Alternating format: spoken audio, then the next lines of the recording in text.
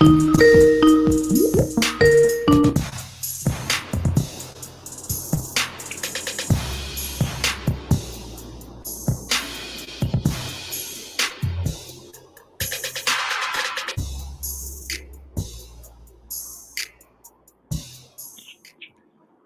good morning, good morning, good morning, good morning, and good morning, everybody. Good morning, everybody. Welcome to another episode of The Morning Glow. Welcome to another episode of The Morning Glow. It's 7 o'clock, 7:01.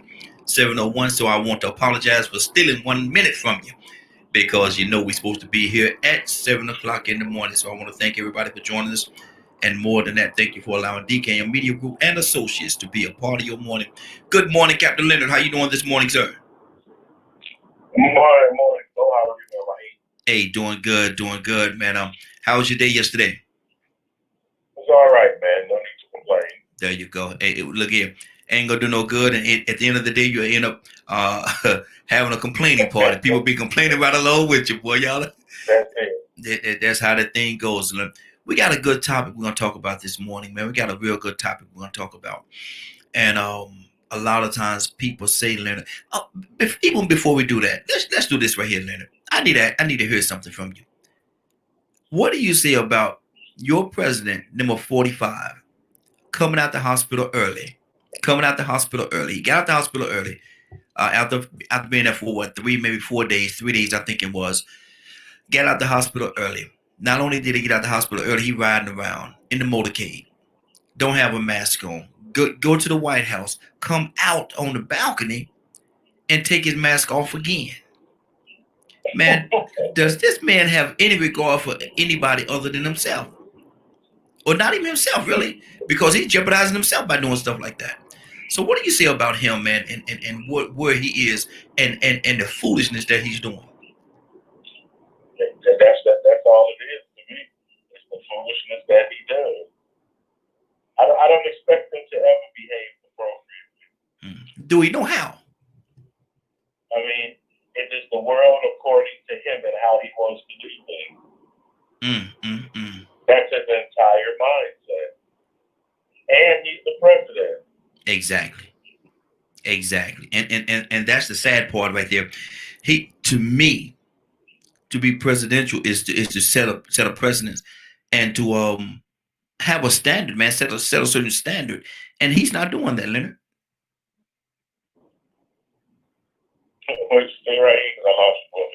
I say to be presidential is to set a certain standard, is to have a standard about yourself and to set a standard. And he's not doing that. He's not setting a standard at all. I don't even know at that point where the president began to symbolize standard, but I know he should be better than this. Yeah.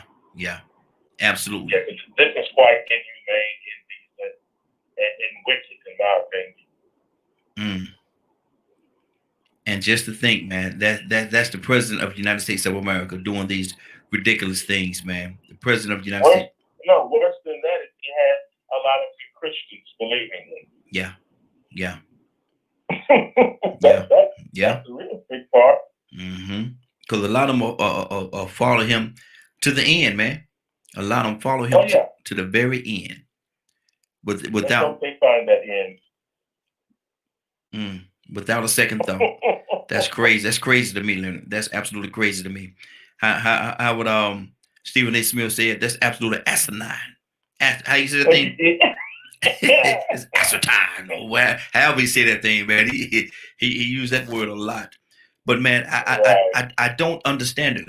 I don't, for the life of me, I just don't understand it, man. How could he do the things that he's doing? And not only that, how could he have this amount of people following him in his foolishness? Well, maybe somebody can call because, that really understands, because one, I understand exactly what is going on and who that person is. That's why you can't let those type of people hold public office. That's what makes it. That's why when people talk about the electoral college and things like that, those were things that were put in place for a reason. And so if you don't go about making sure that we hold our presidents accountable, the next president Yeah. and the next and the next. You never know. So you got to get stable people behind the wheel of anything. I mean, this is not meaning you're president. This is in every space where there are elected officials. Wow. Or what have you. People talk about corruption and all those things. But who did you allow to have that position? And then you wonder why it is this way. I'm not pondering about how he does it. I know how he does it. That's what evil and wicked people do. That does not surprise me at all. Yeah. It's predicted behavior. That's why he never should have voted for him, because he was always that type of person. One thing that's true, he has been the same from day one. Yeah. He ain't never got no better. He ain't never meant no better. He ain't never really showed any concern for anything but himself. For himself. Exactly. Yeah. And him and his wife. Now, I hadn't seen his wife doing too much. That I can't say I hadn't seen her do too much. But I'm gonna tell you something. Him and his wife to come up with Corona. And I did I did something yesterday, man, and I was talking about this whole thing. How could he come up with something that for months he's been saying, Leonard, does not exist? It's just a hoax. Even if he has it now. And you don't think he does? It's not that I don't think he does. It's that I'm not concerned. Show me the breaking news story where he is incapacitated and no longer able to be president. That's the only thing that matters to me.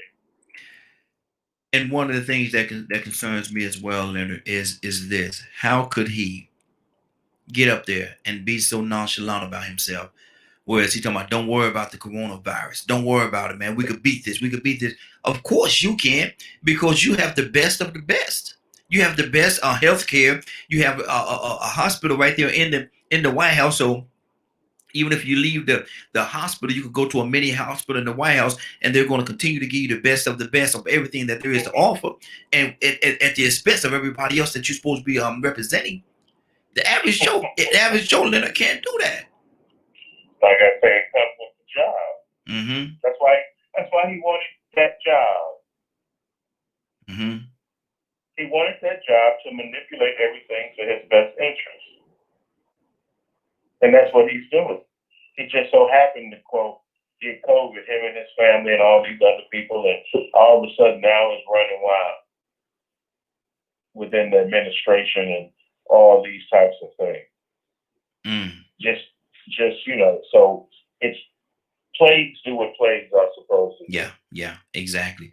I'm seeing something on it actually is on Facebook, so it could be fictitious, but it says I won't be seeing him on TV anytime soon. Talking about Shaq. Shaq got something going on. Well, if Shaq is up to his same thing, Shaq is very pro-police. So last thing I heard about Shaq was that issue. So I don't know of anything new. Okay. They made some very controversial statements. Him and Charles Barkley, I believe. But one, like I say, that's no surprise neither. That's who they are. Yeah. That's who they've always been.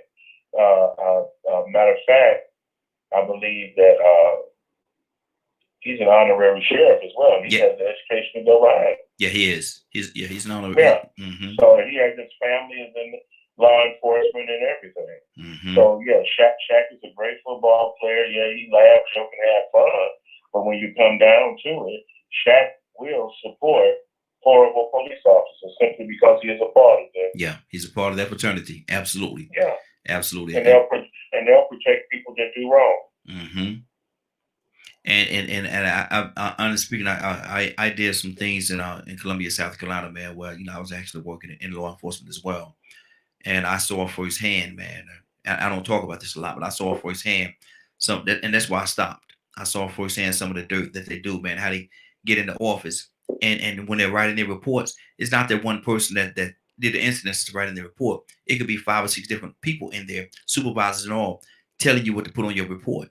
So that when they edit police reports. Yeah, they do that. And I was like, wow. I said, man, what y'all doing? Oh man, we got to get this report together. But Yeah. he the one to write that. He the one supposed to write the report. It happened to him. He the one did it.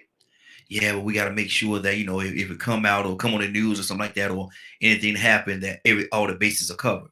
So basically, you saying you're gonna lie to the public. And also, you have to remember, a lot of police officers don't have college education. Yeah. They don't write very well. Exactly. I was like, so wow. they could easily write a report that you could destroy in a court of law because of how terrible it would be written. I say that because I've read several of them, and I've spoken with people within the police department and everything on how they edit police reports. Man, it'd be so many holes in that thing, man. More holes than what's that cheese Swiss? More holes than Swiss cheese, brother. Yes, sir. Right, but a lot of people are unaware of the lack of requirements as it relates to the important positions that people like police officers hold. You know, we would love to keep in a job that anybody can do, but at some point you have to raise the standards. Yeah. But the standards are very low. Extremely low right now. It really is. It really is. Let's get into this topic we got today. And the thing that we're going to talk about today is everybody talking about they're praying, and prayer is a beautiful thing. I don't want nobody to think that we're saying prayer is not a beautiful thing, and prayer is a powerful thing. Prayer is a very powerful thing. Is your one connection. There's many, but it's your one connection to your Father to pray. And so, y'all have that connection. So prayer is a beautiful thing, that we're not denouncing or saying anything against prayer. Just for the record, because you got all kind of people listening, and they're gonna say all kind of things and say them folks over there at DKM Media Group talking against prayer. No, we're not talking. Man, you ain't said nothing yet. Okay, we're going to say it right now. My thing is this right here. Let your prayers have feet.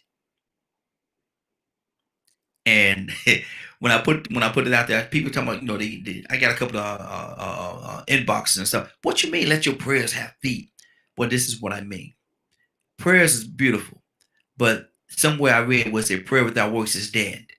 And so my thing is, let your prayer have feet. Pray to your Father, but don't sit there and just wait thinking a pine falling into out the sky into your lap and your prayer is going to be answered. You have to get out there and do some work. You have to put some work with that prayer. If you're praying for a job and you're sitting in the living room every day in front of that TV playing PlayStation or just watching whatever you want to watch at TV, now you prayed for a job, but you ain't putting that application in. Leonard, what's the what I said not nay, brother. You heard that, didn't you? What are the likelihood that you're going to get a job? You prayed now. You know what's funny? I hear about people doing that type of thing all the time, but I wouldn't ask nobody to do something I wouldn't do. So if I'm gonna ask God to do something for me, why wouldn't I be doing something for me? Come on, Leonard. That's good. I mean, if that's what you want, what's your part? What's your part? Yeah. Who just sitting there waiting on it? Really? Anybody that really needs it, you're not sitting there. You're not sitting there. Of course, you're not sitting there. You trying to get what it is that you want. You know, and some people be praying real big and they be doing real little. Yeah, come on. And then that's why it don't be working out in the first place. Remember, you can't just sit back no more and just frolic around and do what you want to do because it's sin. So now you have to work for it. Yes. You can pray all day, but you got to work for it. And I would advise you to work a whole lot harder than you ever have on something that you just want. Exactly. And see, the thing about it, Leonard, they want something for them. And because of the fact that they want something for them and they're praying for something for them, but they don't want to get out there and do no work for them. That's crazy to me, man. You praying for something for you, but you won't get out there and do no work. And you won't get out there and do no work for you. Leonard, we got a lot of background noise coming from your line, brother. So hopefully, luckily there ain't very many people out there still like that. Yeah, Leonard. I beg to differ, brother. I know people that say that man, I'm gonna get this job. How you gonna get it, bro? Man, I prayed, Well, man. I prayed for it. well, Okay.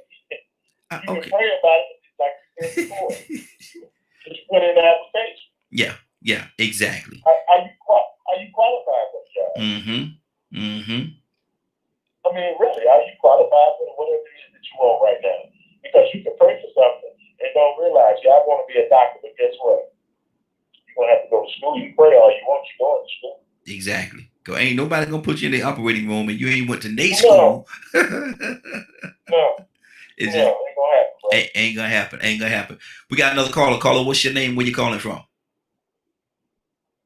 Meet your Morning, phone. Glow family. What's going on? What's going on? What's going on there, Kurt?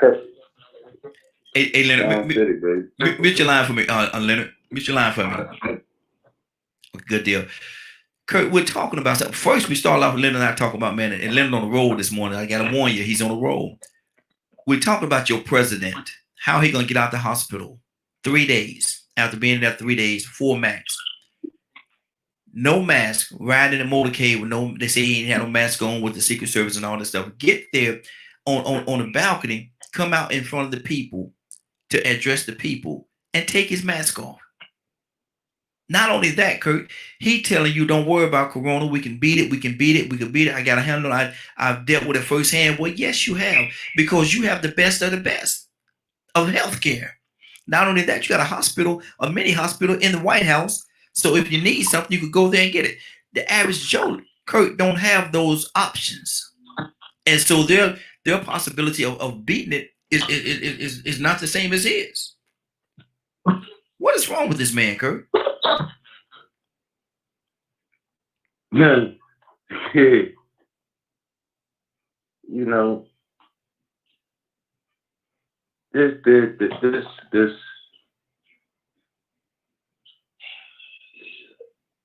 if America ever wanted to, if Americans didn't believe the DSM-5, which is the book that basically defines your different mental health diagnoses and prognoses, right? Mm-hmm.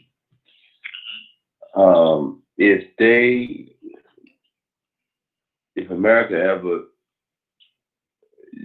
spoke against these defining factors, well, you got it live and in color in your face, man. If America can't understand that at this point, his cabinet, which is the most, will go down in history, I believe, as the most horrible cabinet in U.S. history, should be enacting the 25th Amendment at this point.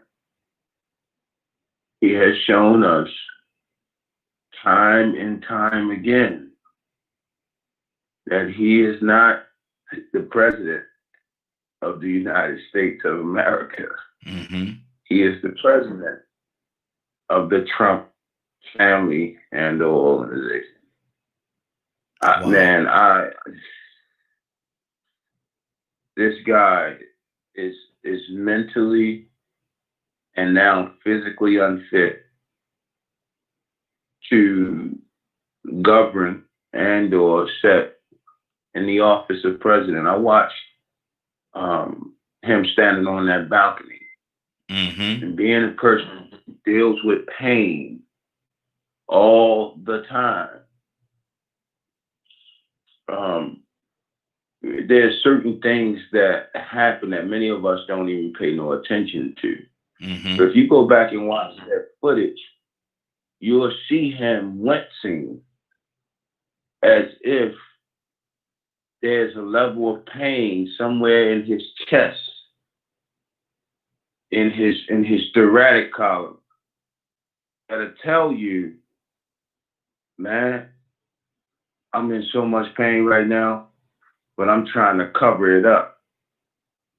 But go back and watch that footage, man. This dude should still be in the hospital.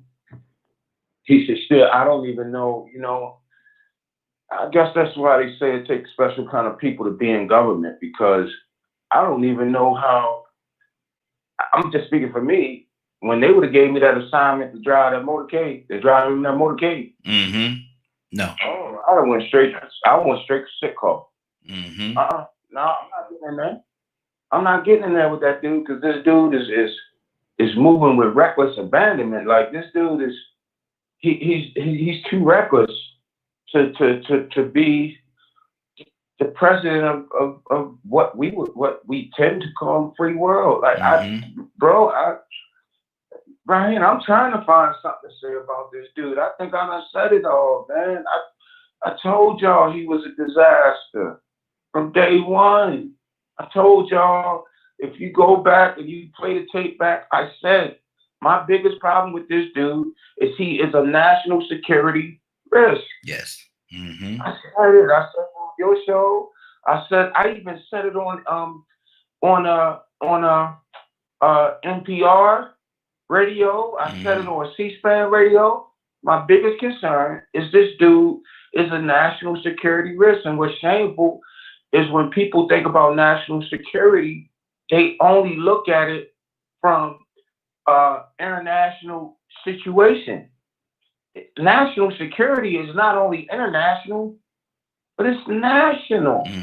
It's not only foreign, but it's domestic. That's the security of the country. And people. Okay, let me just do it like this. I'm taking up too much time. People complaining about being shut down, right? Mm-hmm. Raheem, when was America shut down? Yeah. Honestly, when did we ever shut down? When was we ever truly shut down? I can't remember a time. Where? We wasn't. Mm-hmm. The country never truly shut down to deal with this virus. They just kept sweeping it under the rug. If I remember, March 17th was the day they sent me home from work. But I could still go to the liquor store. Mm-hmm. I could still go to Walmart. I could still go to Burger King. I could still go to... The country was never shut down. Mm-hmm. I don't know what these people complaining about. So, man, this is a farce, man. My thing is this right here, Kurt. My thing is this right here, and they say that it was shut down, but then again, they say that they complain about the time, quote unquote, where it was supposed to be shut down, where you couldn't find tissue or hand sanitizer in any of the stores. Now, if it's shut down, how do you know you couldn't find it in the stores? How do you know you couldn't find? How do you know what was in the stores? If we were shut down, how do you know what is not in the stores?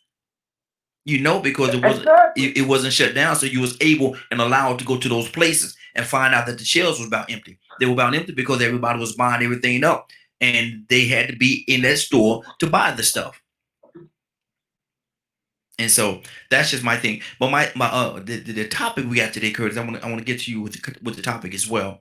We're talking about, everybody say prayer, and they talk about prayer and how great prayer is, and it is. I'm not gonna sit here and say that it's not. Absolutely, it's a great thing. It's a wonderful thing. And so my thing is right here. Somewhere I read was say prayer without works is dead. And so our topic today is let your prayers have feet. Don't sit there and pray like me and Leonard was saying. You sit there and you pray that you get a job, and you pray, then you go sit on your couch. Play your Nintendo, play your PlayStation, whatever it is you got. You play that all day long. Look at TV all day long. A week later, you're still waiting on your job to come. You're waiting on this pie to fall out the sky onto your lap, and there's your job. Like Leonard said, man, you can't say you want to be a doctor and don't go to school. You got to go to work and get the credentials that you need to become a doctor. So we're talking about prayer without works, and we're talking about let your prayer have feet. So why, Kurt, should your prayers have feet? Why does your prayer have what? Why should your prayers have feet? Why should you put in the work? Why should you not just pray and sit down? Why should you put some work with it? Because Jesus showed you that faith without works is dead. Mm-hmm. I fix it up. Okay. Pray all you want to, but you better get up off the couch. Mm-hmm. A lot of people have a false notion of how God answers prayers. God God will hear a prayer and give you the answer, but you got to put in the work.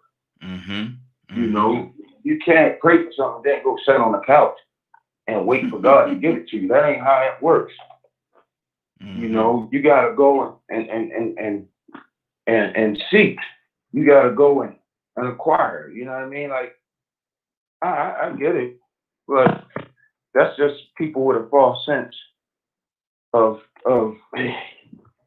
what God has for them. You know, some folks feel like they got privilege. You know, I can say this prayer and it'd be okay. All right. And then you got other folks that don't believe that you can pray for something and God will tell you no. Yeah. Come on. That's another thing. You pray for something and God tell you no. You ain't ready for that. Not giving you that. You ain't ready for it. God answers all prayers. Yeah, he does, but he don't answer all prayers with a yes. If that was the case, I'd be a billionaire right now. Come on. 2 or 3 times over. You know what I mean? Like, come on, man. Like, I keep telling myself, you know, I like that scripture that says, what is it? The harvest. Harvest is plenty, but the workers are few. The labors are few. You know what I mean? I like that scripture because that scripture says that understand that in life, the people that do the work, that really, really want to do the work, that really, really don't have a problem doing the work, it's not going to be many of us. No matter what your situation is, no matter where you go, it's like when you go on a job. You got most jobs, you got a large percentage of folk that's there collecting a check. Yes, sir. In all fields. fields. The work. In all fields. In all fields. They don't want to do the work, but they're the first ones to have their hands up. Yes, sir. Yes, sir. Absolutely. First ones to complain if they don't get something. They the first ones, I didn't get this, and they messed up like that. Well, you know what? Hold on, man. I done seen you sneaking outside the break room to find a spot to go lay down. And wonder why your dog. Leonard, what's on your heart, brother? Kurt putting something out there this morning. When you say, how do people do it? And I'm trying to say that if you are a decent Christian, you know better. This is taught nowhere where you can just pray and not do nothing. So I don't know how it happened. I think it's just some lazy people that happen to be Christian. Come on. And that's where that comes from. Or people who make excuses for not doing what they're supposed to do. So just like Kurt said, he don't always say yes, because you ain't always ready. Come on. It's maybe not what's best for you. It's almost as crazy as sitting around waiting for something to grow and you ain't planting nothing. Watching the dirt. What sense does that make? Yeah. You know, so usually if you're a Christian, I wouldn't think that anyone was still trying believing that type of nonsense. Or what type of church teaches that, where you don't have to do anything. I'm not familiar with that at all. I ain't never seen that one, Leonard. I've been looking all over the place. I ain't found that one yet. And one you surely can't believe that God's just sitting around waiting for you to ask for something. I don't think that's the issue either.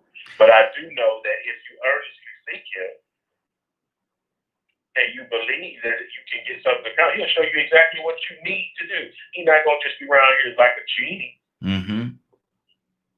He may just bless you to be able to work and harder than anybody else at what you're doing. Yeah. He may just help you catch on that other people don't catch on as quick in class. or keep you focused and keep you healthy to be in class on time, doing the best that you can do. So, one, I have a tendency, a lot of times, I just pray that my will be in God's way. Mm-hmm. Because Leonard, I you know said that something. you can do whatever you want to do. Mm-hmm. And all of us, as you grow older, you know the mistakes you've made. Exactly. You know the opportunities you've messed up and what you've done. You know what I'm saying? Mm-hmm. So you know exactly why you don't have what you have, despite your desire and your prayers for that thing. Mm-hmm. Mm-hmm. And see, that's the thing right there, Leonard. You said something when you said it's like you want an apple tree. You want an orchard of apple trees, but you don't plant any seed, and you just sit there and watching the ground, hoping and wishing and praying that an apple tree is gonna just sprout out from the ground. It's like and I can compare that to something a whole lot more contemporary. Mm-hmm. You sitting around waiting on reparations. Come on. You sitting around thinking somebody owes you something and wondering why you still in the position that you're in. Yeah, somebody owe you something, but guess what? You still got to be doing what you need to be doing. Exactly. That's good. Kurt, talk to me, brother. I'm just glad the brother got on that. You know my feelings on that reparations thing. Mm-hmm. Brother hit it on the head, though. You know what I mean? Yeah, we owed that, but you still got to be doing something. You can't just be sitting around waiting for it. You know what I mean? Anybody that thinks that that's what they can do, they better go on down the road of peace with that foolishness. Ain't nobody's trying to hear that. Get off your hind parts and go and make some things happen. Mm-hmm. But I'm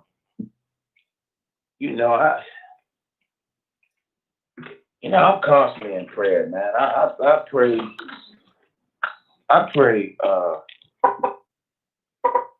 all throughout the day, brother.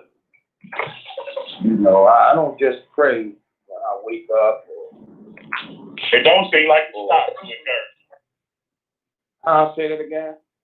It don't even seem like you get a chance to not pray. Mm-hmm. Because you always got to be doing it. Hey, Leonard, your volume is we could hear you, Leonard, but your volume is not as loud as it usually is. Is there something? Are you talking directly into the phone, or want to make sure everybody? Can you hear me now? Sometimes my phone is turned down. I turn it down. Oh, okay, yeah, because it's not as loud as it usually is, and I want to make sure everybody can hear you. It's a little bit low right now. Okay. Go ahead, Kurt. Yeah, man. No, right. Like it's like I don't ever stop praying. My prayers just don't exist at 9:30 at night and 6 o'clock in the morning. You know what I mean? Like, I have to. Like one of the things, man, I do is if I'm not praying and my spirit say you need to pray for Raheem right now, I say a prayer for you immediately. Amen. Or if Leonard's name just pop in my head right off the muscle. That's right. I say a prayer for Leonard immediately. Mm-hmm. I get that message throughout the course of the day repeatedly. Yes. And with everything that's going on in what we call this American modern society, I have to pray for my sons 5, 6, and 7 times a day.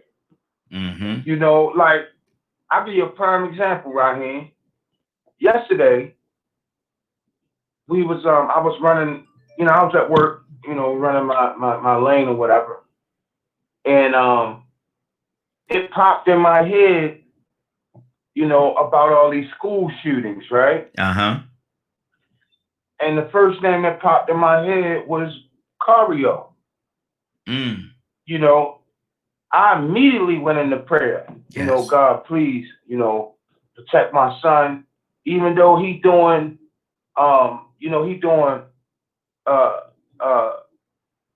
school from home.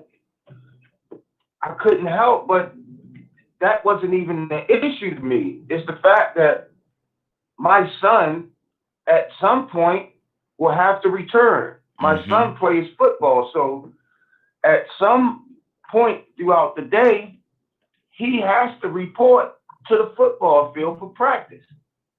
You know, this grown parent might show up because their son ain't getting no playing time and act fool. You know, anything can happen. You know, somebody might get upset because the high school got more with the way this president we got is teaching his people. Somebody might get upset because my son high school got more black players, it looked like, than they got white players.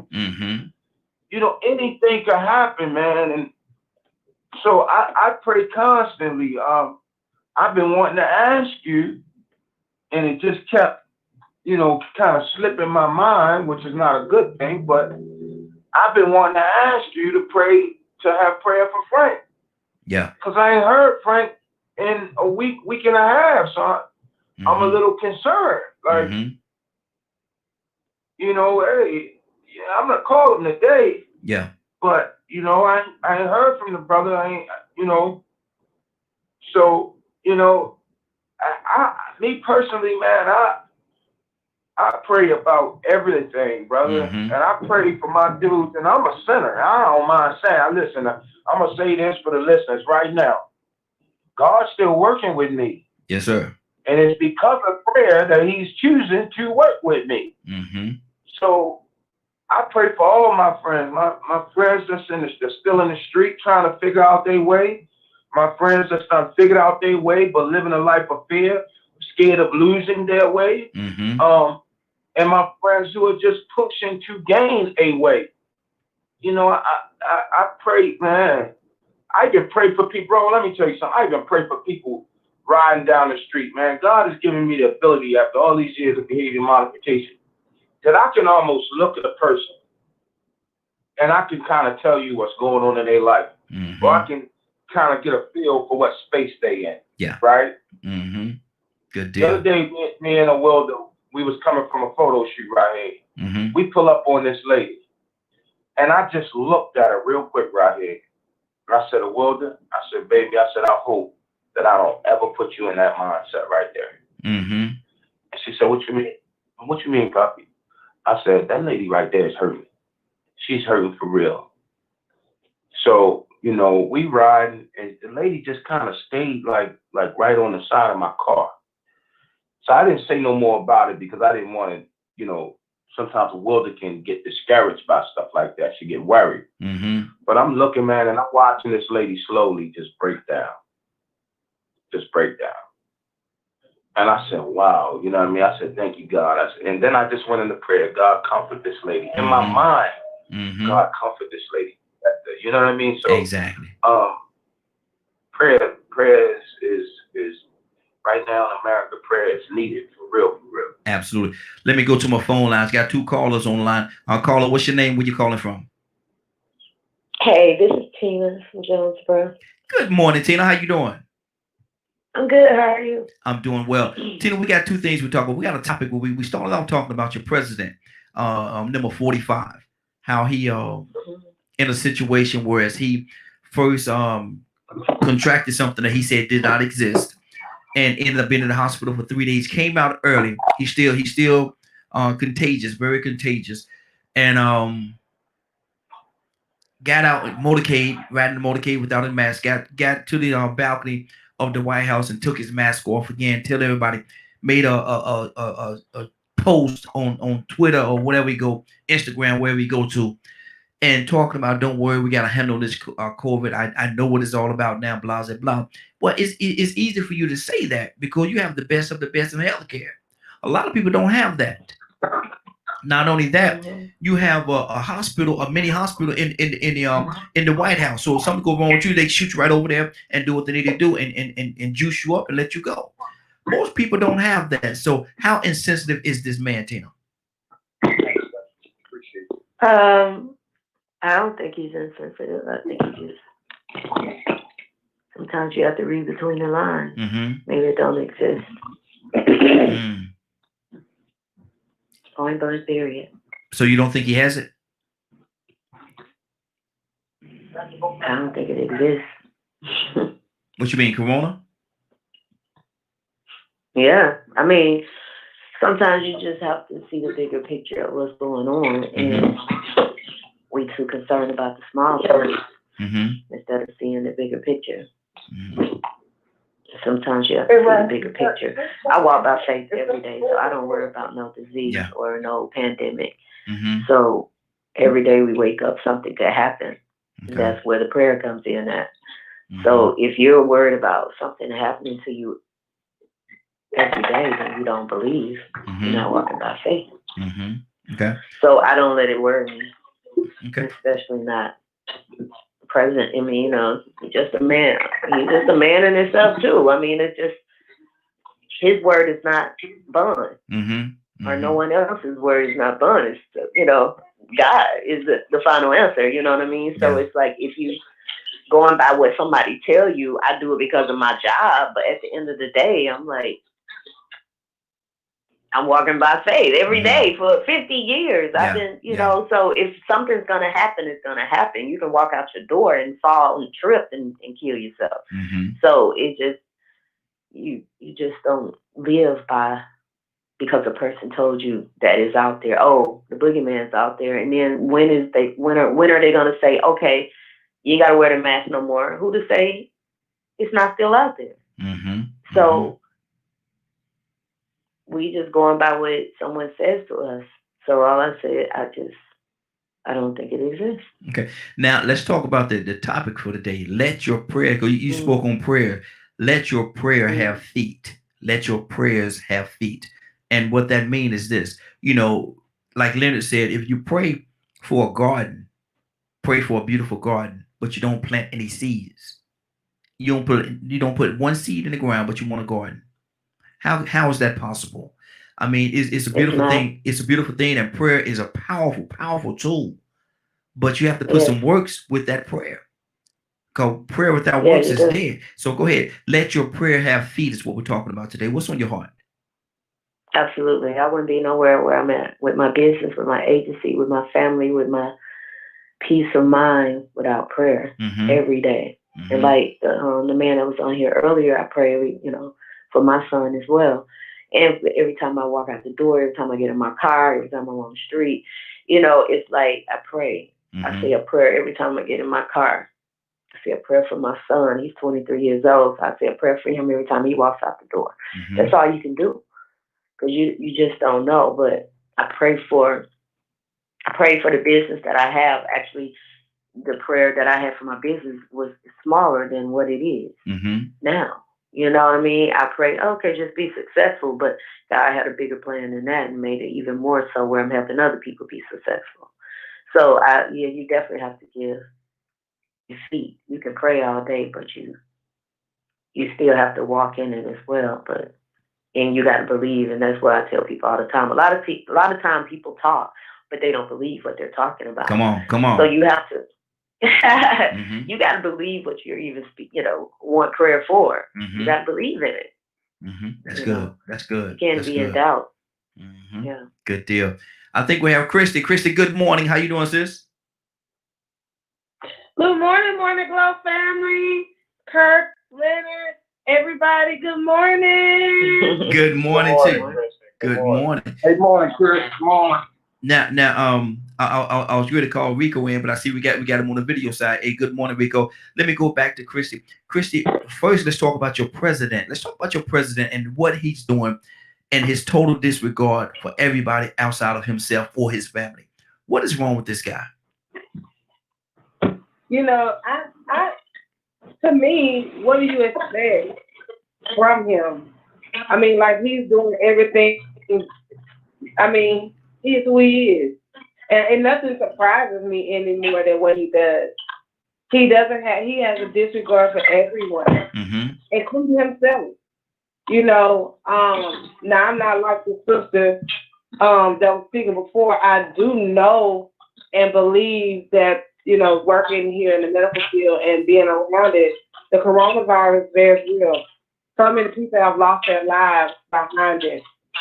And the effects are detrimental. So, you know, and I hear everyone talking about faith over fear, walk by faith.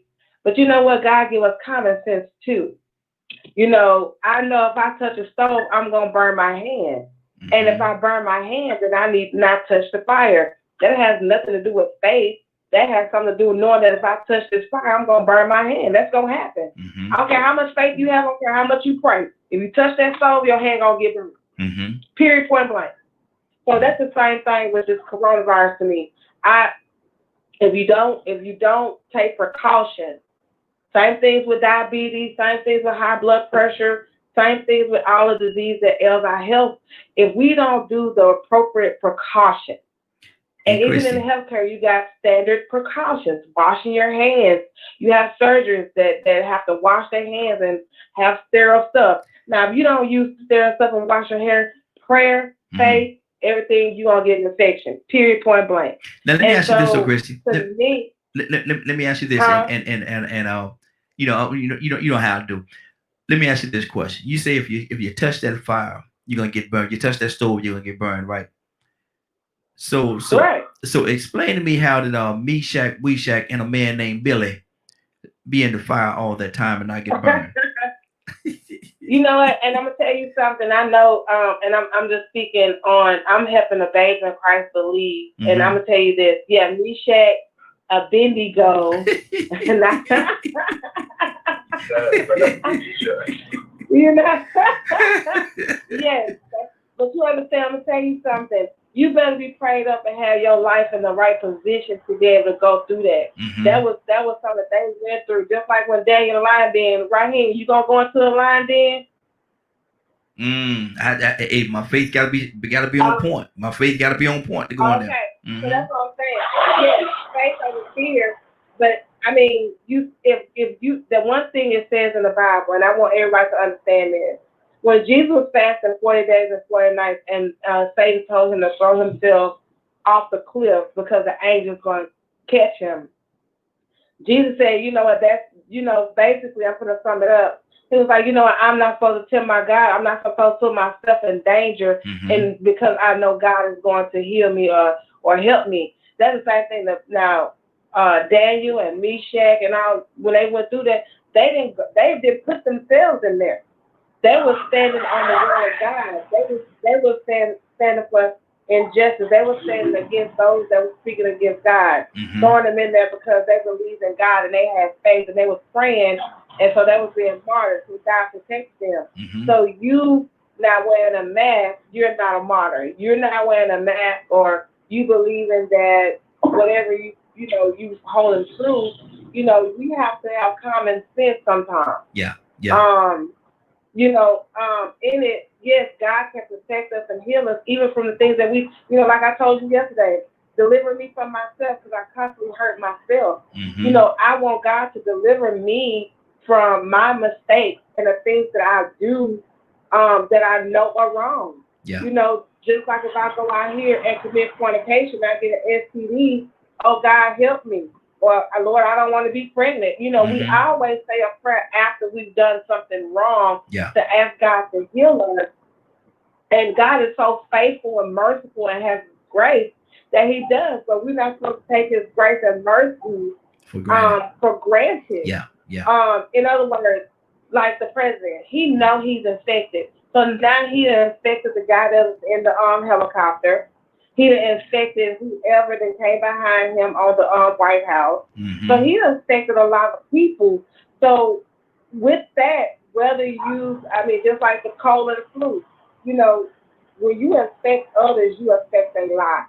Exactly. So I feel like, he even has disregard. Whether you believe that it exists, you have to believe that and know people are dying because of this disease. Good deal. Whether you want to believe the theory of 5G, whatever, people are dying. Period. Okay, hold on, Kristen. Hold on. I've seen it. Exactly. Hold on. And I want to touch on the other thing you said right quick. Okay, I want to be able to go to Rico. We got Rico on standby. He's been holding for a minute. I want to get to him as well. Go ahead, Christy. Quickly. Moses said, your prayer was led.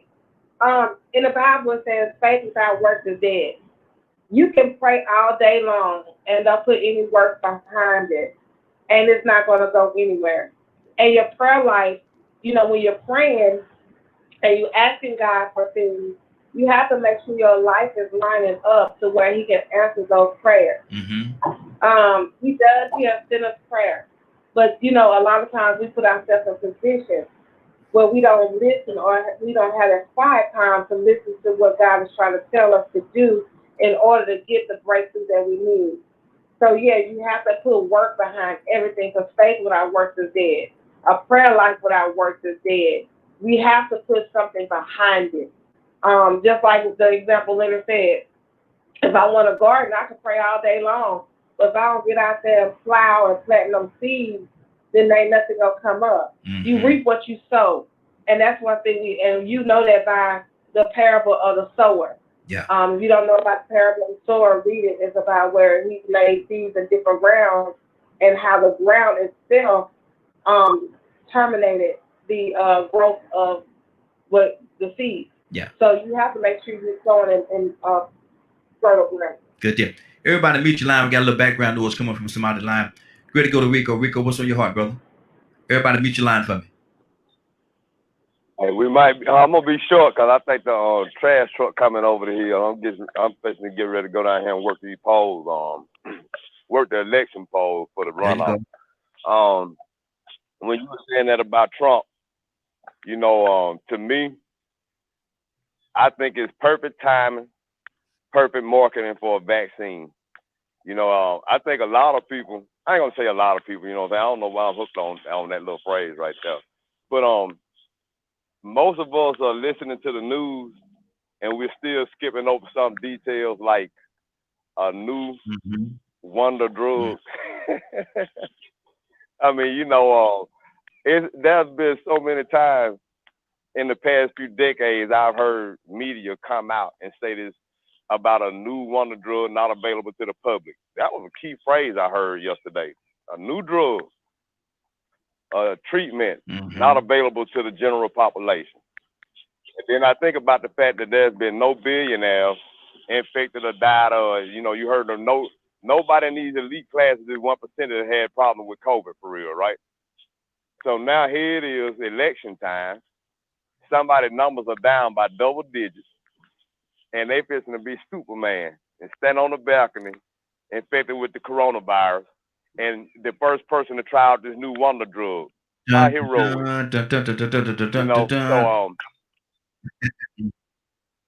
Exactly. So I'm looking at that man, and I'm like, hey, I'm not even buying that. I'm not buying that. I believe he probably has it, but I believe they had a drug on the market. Not on the market. They had a drug available the entire time. And the only reason the United States is still going through this issue is because the United States hasn't wanted to fix it, because it would be perfect timing at election time for our president to come up with one. Y'all hit me back in. I'm gonna get back on in a minute. I'm Good deal. Donald, too. I have something to say. Okay, what's on your heart? Go ahead. Oh, I was just going to say what the young lady was just saying earlier about common sense. Walking by faith, don't mean you don't have common sense. Of course you got common sense not to touch something or lick a handle at a grocery store. You know what I'm saying? But at the same time, you don't have to live in fear. And that's my thing. I just walk by faith. I don't live in fear. I believe that there is a germ that's out there that's causing all these issues. That's causing death. But at the end of the day, I just believe there's a bigger picture as well that we're not seeing. That's all I'm saying. Okay. Good deal. Christy, you wanted to say something to that before we go to Donald? Oh, I totally agree. I agree that, you can have faith. But I'm speaking to Christians that I've seen and heard over since I've been working that use that phrase to do some of the outlandish and things, so that's why I say, yes, have faith. Yes, faith over fear all day, every day. But make sure, I have people that don't want to go to the doctor because they're saying God is going to heal them. I have people that don't want to take medication for diabetes or high blood pressures or different things because they have that faith that God is going to heal them. And I believe that, and I know God can heal. Trust me, I know. I've seen him heal cancer. I've seen him heal a lot of things. But at the same time, you have to work what God has given you in order to bring your healing. It's just like that parable or the story about the man who was drowning. You know, he was drowning in a boat came. He said, no, I'm waiting on God to save me. I have faith that God is going to save me. A helicopter came. No, I'm waiting on God to save me. I have faith that God is going to save me. And when he drowned and died and went to Jesus, he was like, God, I have faith that you're going to save me. He said, well, I brought you a boat. I brought a helicopter.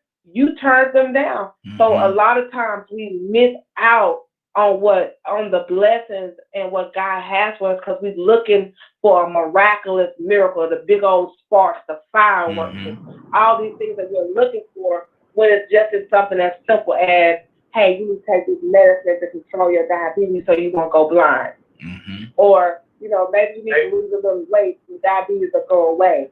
You know, it's different things like that we miss out on because we're looking for the big bang of, okay, God is going to automatically heal me without me doing any work. And it can be done, but faith is truly needed.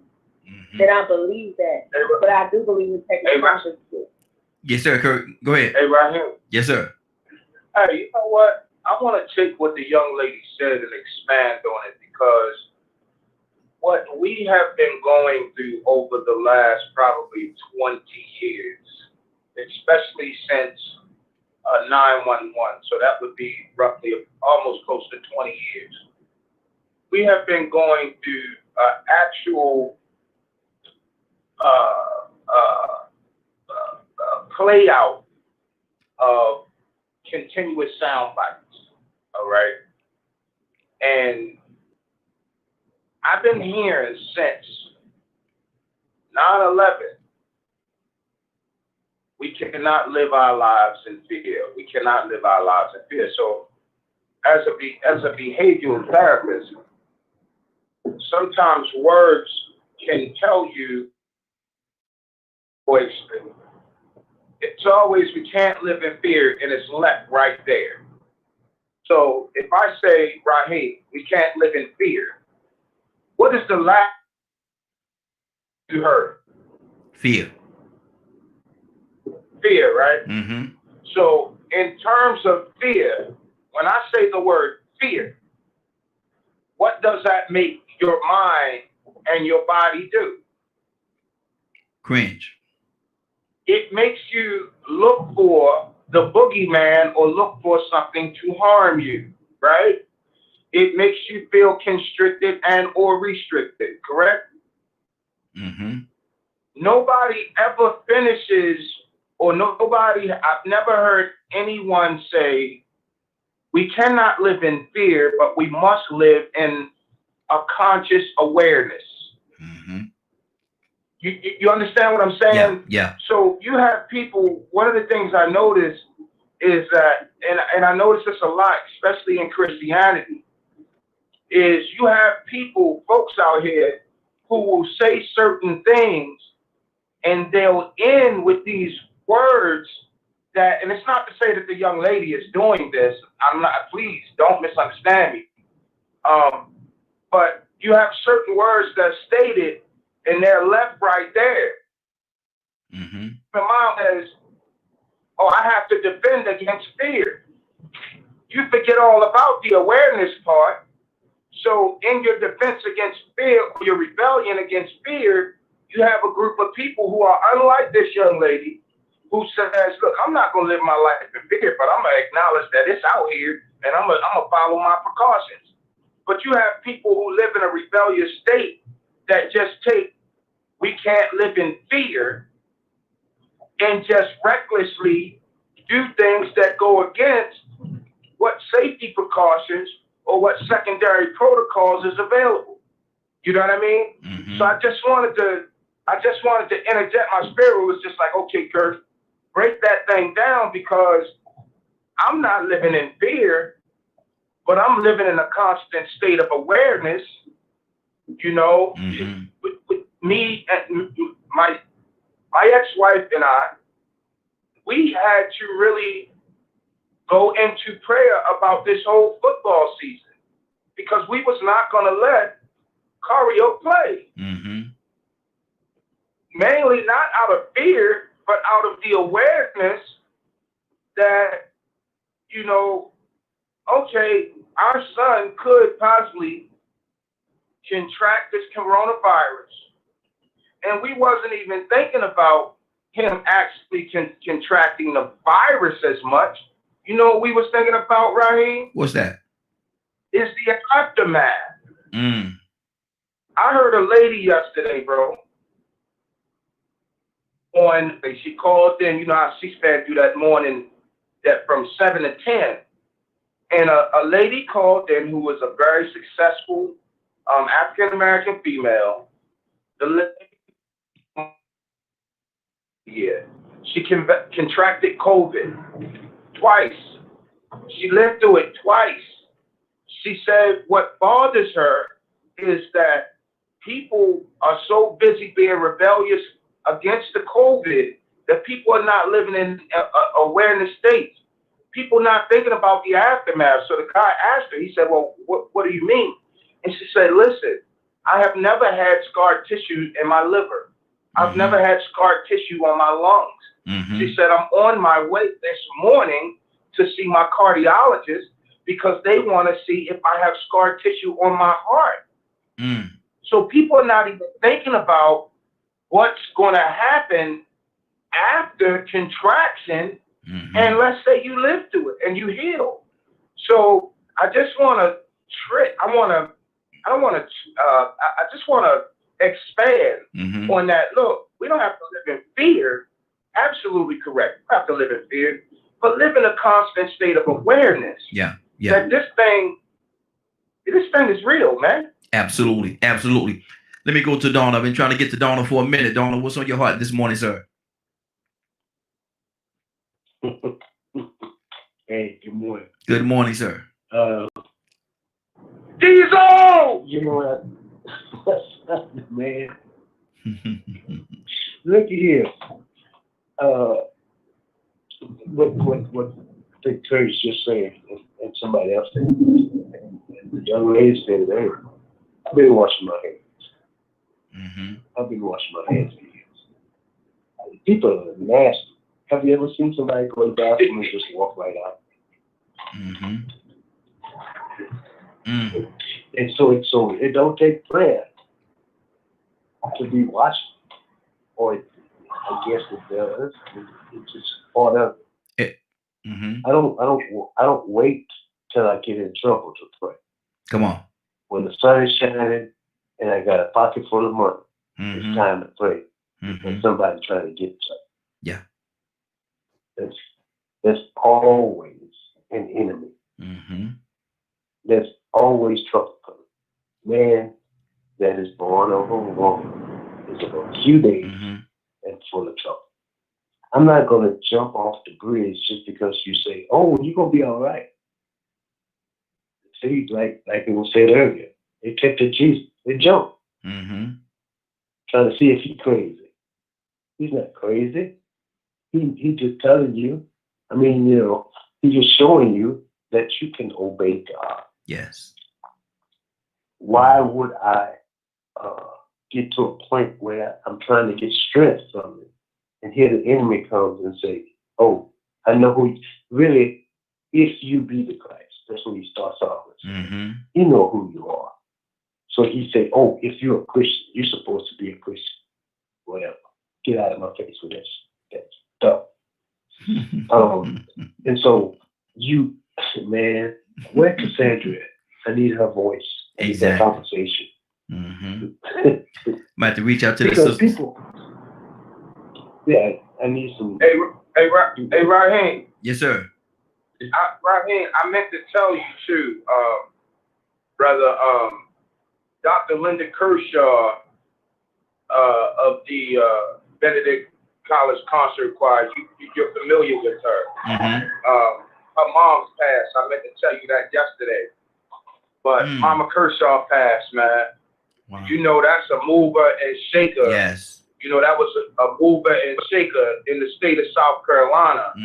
A lot of the Donald made me think about it. A lot of the positive things that happened for Black folk in that state, the Kershaw family was Very purveyors instrumental. and Yeah. pushers Yeah. of the Black Initiative. So I just wanted to let you know. I know you know her, Mm-hmm. and you know of them with the churches and all of that. Exactly. But yeah, Dr. Linda Kershaw lost her mama day before yesterday, bro. We got to go in prayer for the family, man, because they and see and that's the thing right there, Kurt. You got certain individuals that do so much for so many people. We have to come together when they're in need too, man. We have to absolutely come together when they're in need and join collectively to make sure that we help them through troubled times, because everybody gonna have their troubled times. It's just life. Tina, what's on your heart?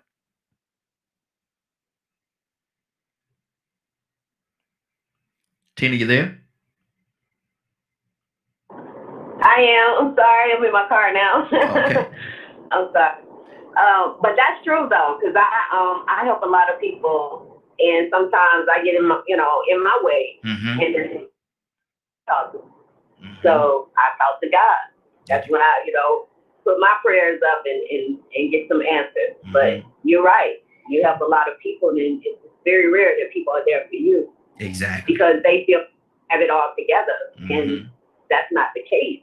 You know, and sometimes an event to and talk to as well. Mm-hmm. You're right. And see the thing about it too, is that, Tina, I know you, and if you got a light bill that's due, and you pray over it, you ain't gonna sit down and say, "Well, God's gonna send me the money." You're gonna go out there and do some work to get that money. Well, yeah, you know what? And speaking of that, that has happened where I'm in a bad way, and I prayed. I was like, you know what? I'm just gonna hand it to you.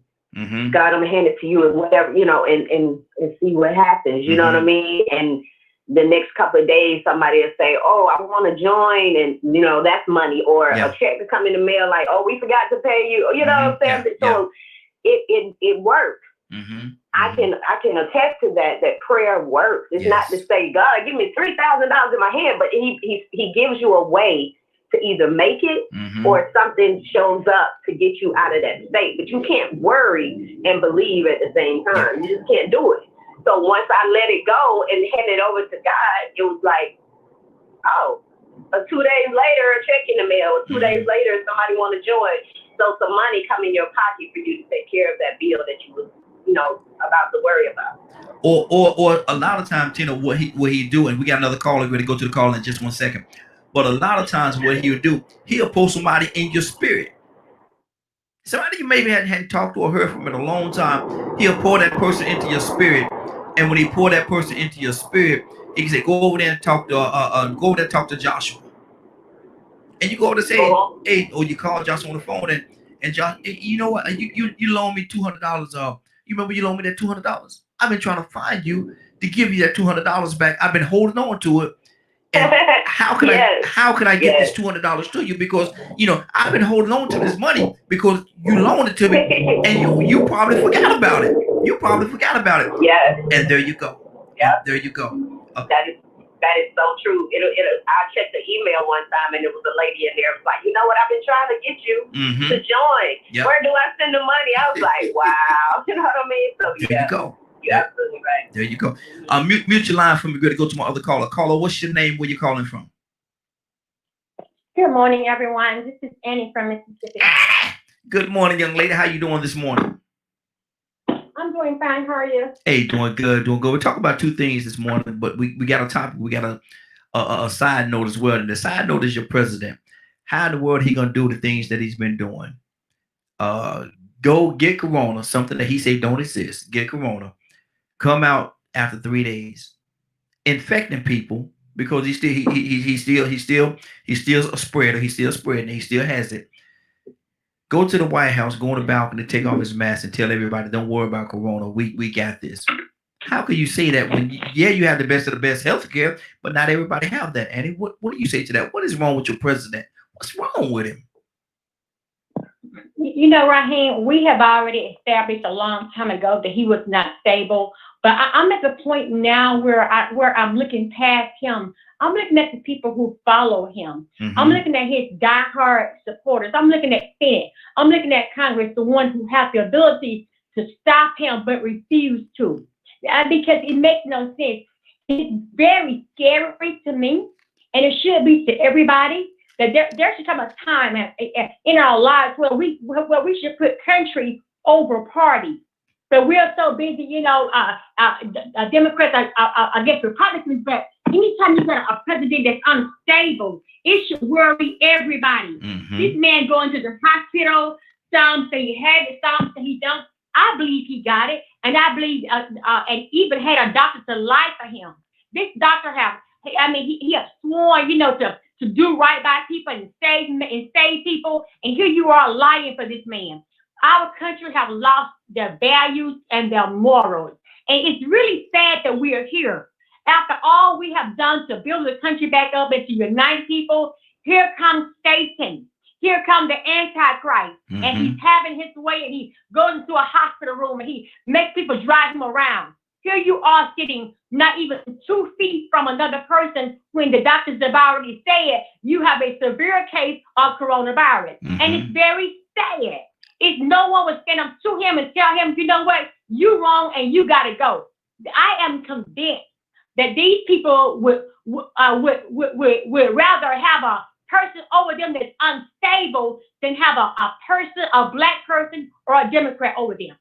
I mean, it's sad, but it's true. It seems like no matter what he do, it's okay. No matter what he do, it's all right, and it's very sad. At what point in your life are you going to say, I'm worried about country over party right now? This man is unstable.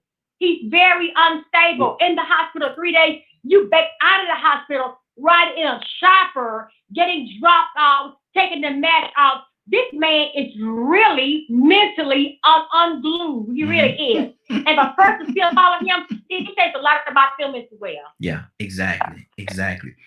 Our second part, now that you told us how you feel about Trump, our second part is yes, sir.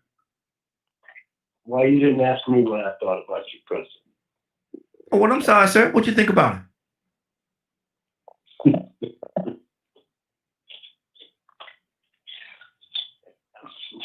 I don't think nothing about it.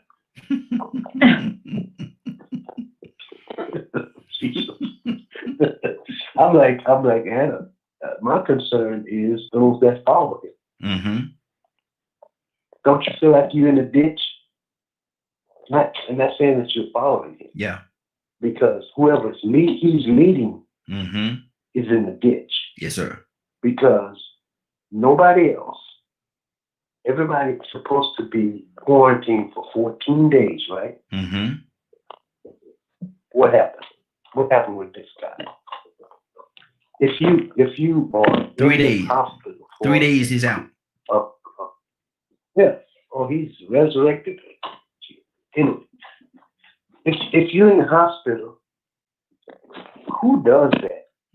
Okay, tell the doctors and all of the medical professionals, oh, I want to have a parade. Don't worry about whether I'm sick. I want to have a rally, a little small campaign, promotional something. That's stupid.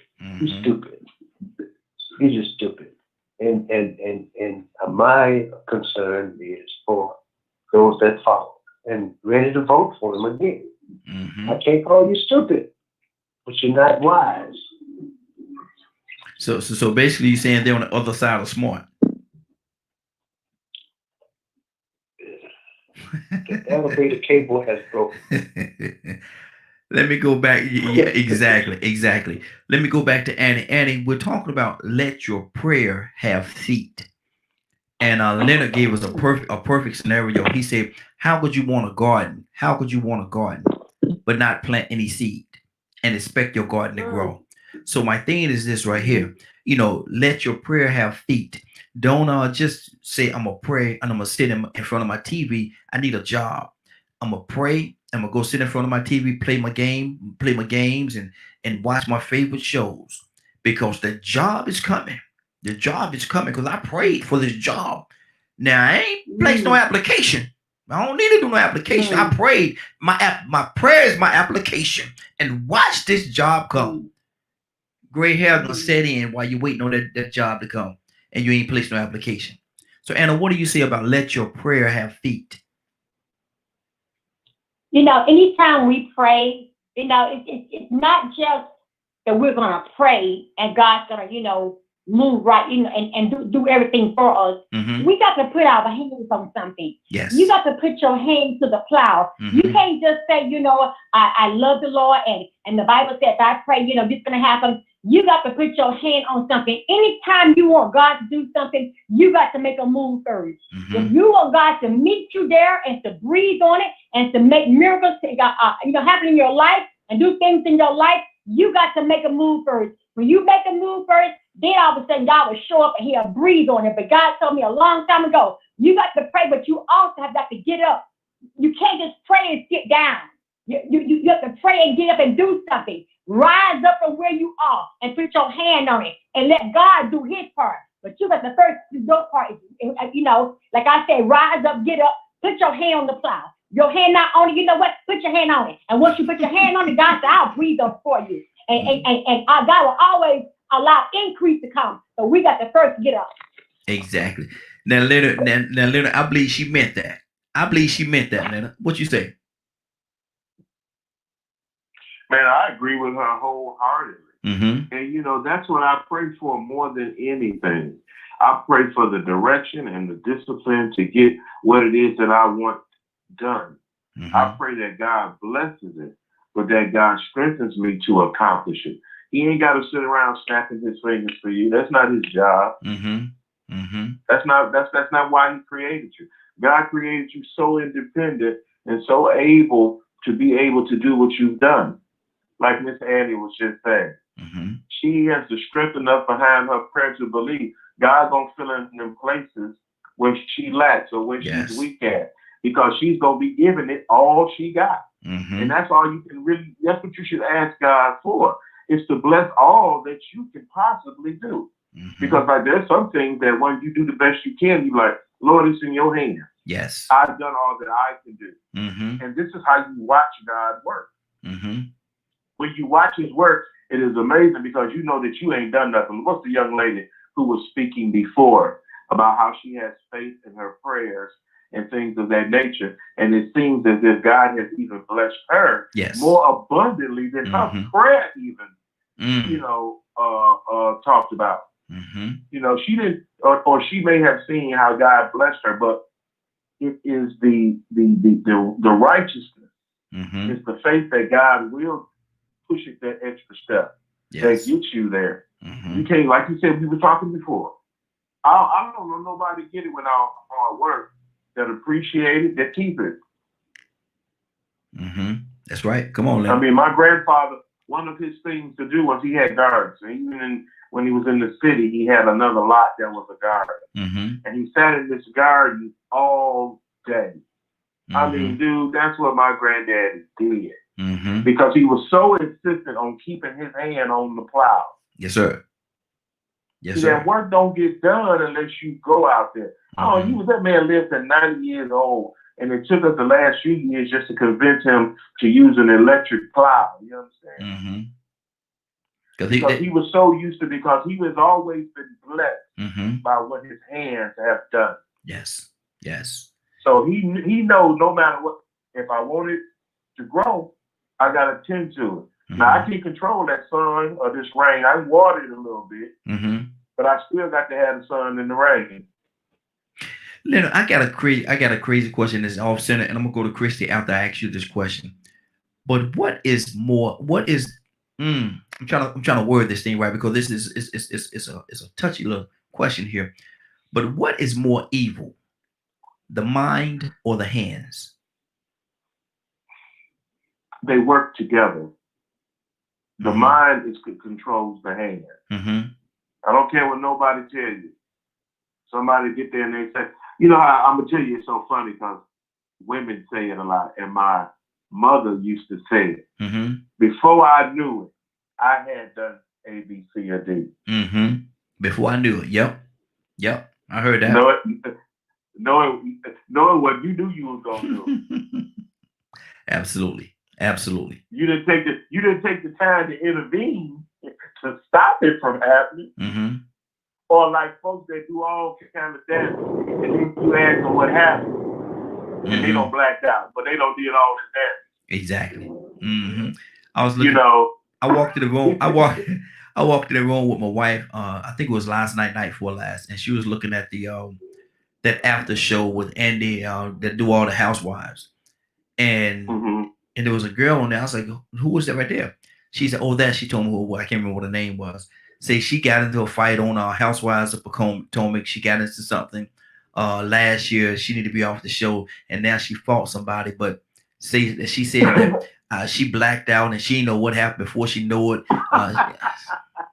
I'm like, man, come on, man. What kind of mess? What kind of foolery y'all got going on over there? But you know, but she said she had blacked out before she knew it. She came back and she had the girl neck in her hands and she would choke the girl.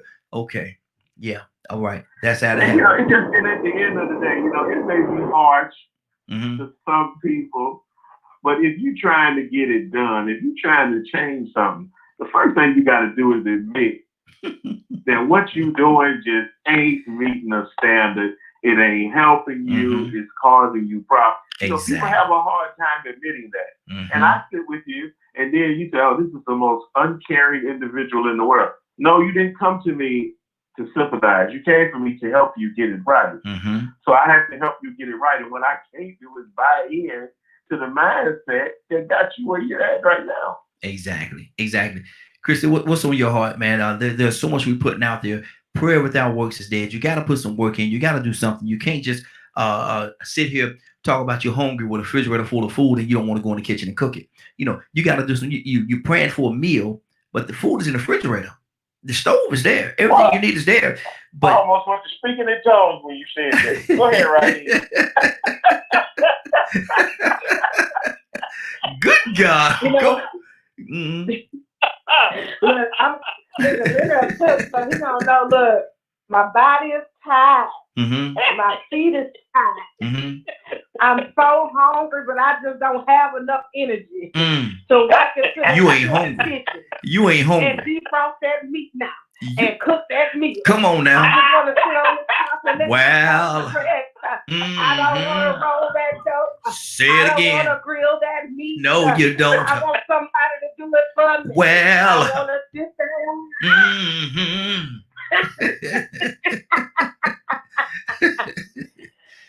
No. Don't make sense. Don't make sense. It don't make sense. You say you're hungry. The kitchen is right there. You got a refrigerator full of food. Food fall out the refrigerator every time you open the door. So much food in there. But you're hungry. Go ahead, Chris. Let me say, I'm gonna say something.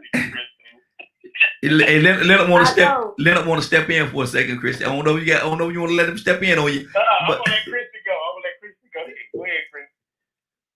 Look, this is what I'm gonna say this, and when I say this, I think it's gonna bring a different light to the conversation. You know, have you ever heard of being soul tired? Yes. So emotionally drained. Like, I'm not talking about like just regular tired or regularly drained, but I'm talking about to the depth of your soul tired, to the depth of your soul drained, to the depth of your soul to where you can't even pray for yourself. And it's at that time that I heard somebody say, somebody prayed for me. Come on. When I could not pray for myself. Somebody stood in the gap for me when I didn't even know any better. When I was a sinner, wretched and undone, and didn't even know about spiritual warfare, and I didn't even know about how to pray myself through the things that I go through, because we all go through some hard things. I'm not even going to sugarcoat. We all have been aggravated, frustrated. We've all been through some things, some church hurt, some mental hurt, emotional hurt. We all been through some things that brought us to our knees, to the point that that's the only place that we could go is to our knees. And if you at a point that you don't even know that you can go on your knees because you're fearful that God don't hear you or God won't hear you, he won't hear your prayers because you done so wrong in your life, and you at a point in your life where you don't know whether to go left, right, front, back, it's like you banging on a wall. You need it to open or you need it to break and it's not breaking. Your fist is bloody. Your head is bloody. You're just tired of being in the same situation over and over again. The same day-to-day thing you do. You wake up, go to work, go back home, deal with your kids, get back up, go to work, and you're just tired of the rigmarole. Come on. When you're tired of all of that this life has given you. Every time you turn on the news, you're seeing death, you're seeing discord, you're tired. You're so tired that you don't even want to have the energy to pray. You go into the spirit of depression where you don't even want to go about your day. It's just a humdrum type of thing. And it's at that point where, you know, it's easy for those who are in a place that they can pray their way through some things. But when you have somebody that don't know about prayer and can't pray or have not been taught to pray or don't go to church or don't know how to get through, they turn to different things. They turn to drugs. They turn to all kinds of different things they turn to. So then what's the answer? The answer is the prayer of the righteous availeth much. We have to stand in the gap and pray for those that can't pray for themselves. And I'm talking about this because we're talking about prayer with feet. Well, what if you don't have any prayer that don't even have any feet? So we have to stand in the gap because somebody prayed for me to get to the point that I am in my life, to be saved, sanctified, filled with the Holy Ghost. Somebody had to direct me, lead me, guide me, teach me. And we all make mistakes. So I want us to understand that for us to get to the point that we are right now, and I say seasoned Christians, when we get to this point, we cannot look back at others and say, well, I went through it. All they got to do is pray. Sometimes you have to bend down and put your hand out and lift somebody up with your prayer, with your actions, with your mind, with your body, you know, putting yourself there and say, you know what, sister, I've been right there. I'm here for you. Here's my hand. Let me pull you up. Now, I'm going to say this. You don't let them pull you down. Come on. If you ain't got enough strength to pull somebody up, don't put your hand out there. And don't play with them spirits, because spirits are real. So I believe that we all need each other, and we need each other. And so many times you go to church looking for a prayer, and you want to confide, and you have so much built up, and you have so much church hurt, or you have where you confide in this one preacher, but the preacher wants something else or whatever. It kind of takes away from you wanting to pray. That's the truth of the enemy, because he could take your prayer life, you're defeated. Because your prayer life is what's going to keep you going. Like I can say in my testimony, I've been through so much of my life. I done been through a lot, and I don't have time to go through it, but I've been through so much of my life. But I can look back and say, Lord, if it had not been for you on my side, if I didn't have a knowledge of who you are, to get on my knees and to cry my tears and to pray and pour out to you, God, where would I be today? I would be dead and gone. Y'all, I'm just saying, I just got to praise God because he is so good that if you just cry out to him, you make one footstep towards him, he'll make three to you. If you just say, God, I don't know what I'm going to do with this situation.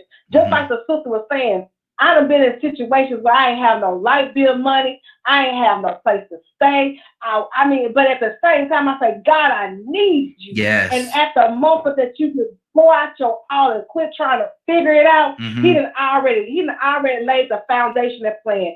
Once you let go, and that's the key, you have to let go and let God. Good deal.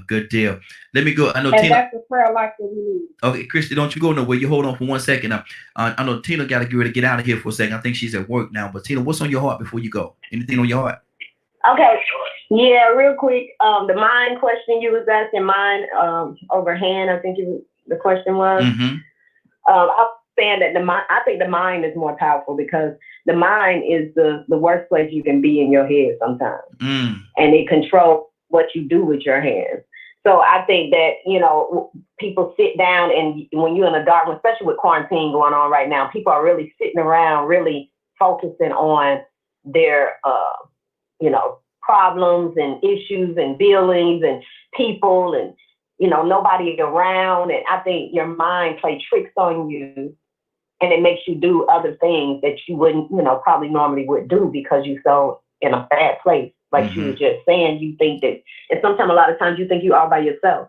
And until you talk to someone else and they say, oh, you know what, I went through that too. This is what I did. And then you realize, oh, okay, I got something, you know, I can get out of this, you know, but in your mind, you thinking it's all just you. So I think the mind is a terrible place to be sometimes. Hey, Leonard, before Tina get out of here, I appreciate the platform. I got to go to work. Hey, appreciate you. I'm listening though. Good deal. Tina, Leonard, did you hear Tina talk about the Ghetto Boys? You mind playing tricks on you? Did you hear that, Leonard?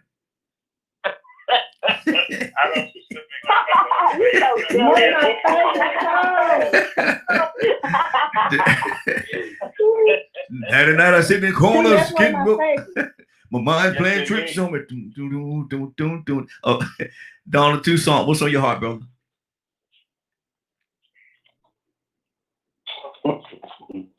My body's here with me and my mind is on the other side of town. He went OJ's on us. He done went old school. He done went all the way OJ's on us. But see, y'all hear that? What's that? What that mean? That's a phone, but they hung up. Anyway, I don't know, man.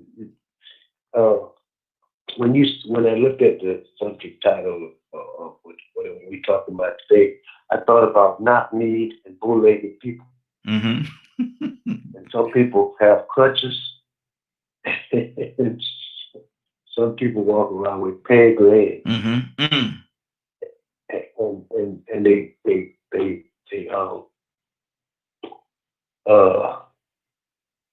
that's what their prayer life is like. They can't walk straight because they got a deformity in their prayer life. They say you can't walk and chew gum at the same time, brother. No.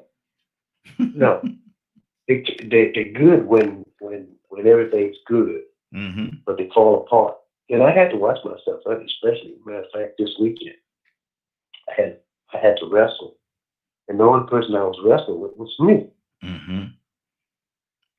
The worst time, I don't know about anybody else, is when I jump on myself and start being, I don't worry about enemies, I don't worry about nobody.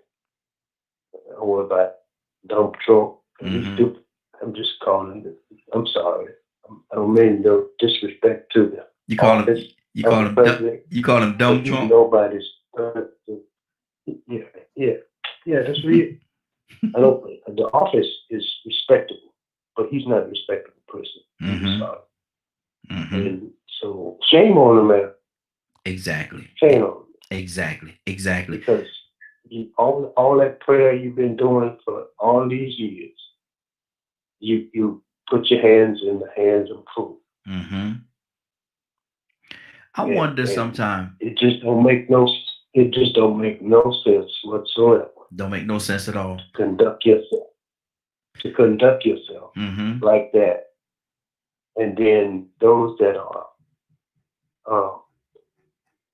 hold the title of godly people have set aside your moral values and character to just say anything goes. And just like the seed that you plant, I promise you're gonna reap what you sow.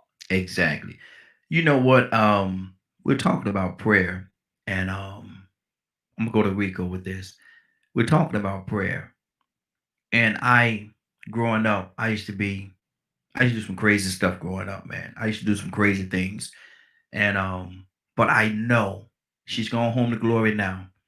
But I know a lot of my grandmother's prayers got me out of so many situations, man, where I should probably be dead today. But I think her prayers, because she prayed so hard for me. I was the only grandchild for a long time. And she prayed for me. She prayed for me. And like I say, she's gone home to glory now. I wonder if she's still praying for me even from heaven. Rico, somebody prayed for you, brother, as you was coming up and being a young Rico. Somebody prayed for you, brother. How do you thank him for those prayers? You thank them back by your actions if you can. Mm-hmm. You by honoring them and respecting them. You know, you the people that pray for you and the people that have been up for you in actions. You know, you always show them your appreciation if you can to Mm-hmm. the utmost. Because if I mean some people really didn't have to do it. You know, they could have easily just let whatever happened to you happen. And I've seen that happen so many times. You know, I've heard people say, well, it's the thought that counts. Mm-hmm. Sometimes it's more than the thought, you know. I mean, what's the use in praying for someone if you could actually help them at that point in time? You know, if you see somebody on the side of the road changing the tire in a dangerous situation and you know it's unsafe what they're doing, pull over and tell them. Yeah. If you see somebody driving unsafe, or maybe it's something simple as far as keeping them from getting a traffic stop. You know, I had a situation this past weekend. I get accused of being a know-it-all, but I had an experience when I was young about pulling past the stop sign with the front of my car. When I was young, I just felt like when I stopped, I was good. But sometimes I would stop behind the stop sign as long as my body was behind it. The front of my car would go beyond the stop sign. I finally got pulled over one day. I cussed him for, I ain't ran no stop sign. I stopped.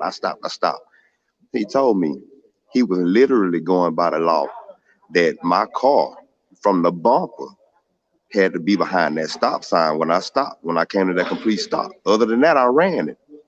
Mm-hmm. Now, it was wrong. He was being petty, but he was telling the truth. So from then on, I said, well, you know what? That's a trick they can use to just pull you over and get money out your pocket. You did stop, but you got to stop behind the stop sign. So I tell people that, hey, look, you know, when you stop, you got to stop with that bumper behind the stop sign. You think you know everything. So, you know, sometimes you have to just pray for people because whatever you do, whatever action you make, they're gonna deny them. They're gonna deflect. But you know, sometimes the prayer you got to make that effort. You know, I noticed you said that earlier about prayer with feet. You got to make an effort. You have to make an effort. If you really are sincerely a Christian the way you say you are, you know that God is working through you. First off, He's using you as an example. If you truly believe, or the phrase "What would Jesus do?" would be unnecessary. Yeah. So, you know, you just can't continue to just pass by people. Sometimes you have to take the time out to stick your hand out and help and make an effort and sacrifice whatever time it is that you may be not willing to sacrifice to help that person. Even if it's just giving a good piece of advice. Sometimes it backfires. Sometimes you can give somebody some good piece of advice and have the best intentions and you'll get backhanded for it. For sticking your nose in somebody's business. What they say, stay in your lane. You know, but when you're sincere, you walking by faith, you still gonna do what you're supposed to do because what's right is right. And then when they deflect it, they fight it, then you pray for them from a distance. But when you say that about prayer having feet and people praying on, you know, you praying for you, you know, you do it by actions, and then when they show it, you recognize it. Show them your appreciation. That's the best way you can do it. Exactly. Hey, Leonard, Tupac said this in one of his songs, Dear Mama. He said, there's no way I can pay you back, but my plan is to show you that I understand. You are appreciated. Talk to me, Leonard. Yeah. You know, it is, I was watching something, it was yesterday, and I was watching Oprah Winfrey. And I was watching Oprah Winfrey talk about the relationship with her mother. And how she never believed, or what have you, that her mother was ever interested in anything about her. And before she died, she got a chance to make things right with her. But it was those people who don't have the best mothers in the world, you know, and how some of us have this strong affection. Well, it took me a while to realize that everybody does not have that relationship. Yeah. And how important it is for a mother to be present in a child's life Mm-hmm. before anybody. Come on. Come on. And what damage it can do if that relationship is not in a good place. Mm-hmm. Or it teaches a person who doesn't usually form an attachment to their mother, usually lives a life of not knowing what love is a lot of times. Or they maybe, some people whose mothers died when they were very young. Mm-hmm. Or I know people whose mothers have died in childbirth. And we have to understand how important this attachment is. Because I just believe that I was truly blessed just for God to even give me parents who were Christian people. Yes. Yes. And wanted to set an example. And not only that, they were very careful about the people around them. Mm-hmm. That they were able to set the same example. See, when we search for those examples, there's always somebody praying. If you are around those types of people, they're always praying. I used to hear my grandmother pray all night long. She called all her children and grandchildren by name. Mm-hmm. And we would all laugh at her because if she ever stayed at your house, that's one thing you knew about. And she would always hear her praying before she went to bed for all of her children. Wow. And so, that is not something that, people should take for granted. Mm-hmm. And if I couldn't remember having a crossword with my mother at all. And so, but I realized that other people now didn't have that. So when you hear these guys write these songs or what have you, sometimes they be living like Curtis. I know somebody, my grandmother's praying for me because, like you say, out in the street doing whatever it is you want to do. Yeah. Ain't had enough sense to care about nobody else. Mm-hmm. For somebody sitting back there worried, praying about you. Who does that but your mother? Exactly. I tell everybody all the time, man. And some of my brothers get upset when I say this, but that's just me. That's the way I feel. This God love is the ultimate love. We know that. But next in line, to me, I think it's a mother's love. The love that a mother have for her child. And again, not taking anything away from us as men. We love our children too. We really do. We really do. Really do. So not taking anything away from us, but to me, and even as a man, I could say that there's just something about a mother's love, man. There's just, Christy, there's just something about a mother. You're a mother, Christy. Talk to me. There's just something about a mother's love that nothing other than God's love can supersede that. What do you say to that?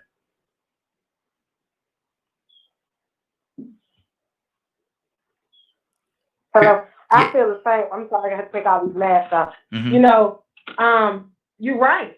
To me, a mother's love it surpasses every bit of understanding. Mm-hmm. And I don't know why there's such a difference. And I'm not gonna say it's a bad difference or a good difference, but I don't know why there's a difference between a mom love and a daddy's love.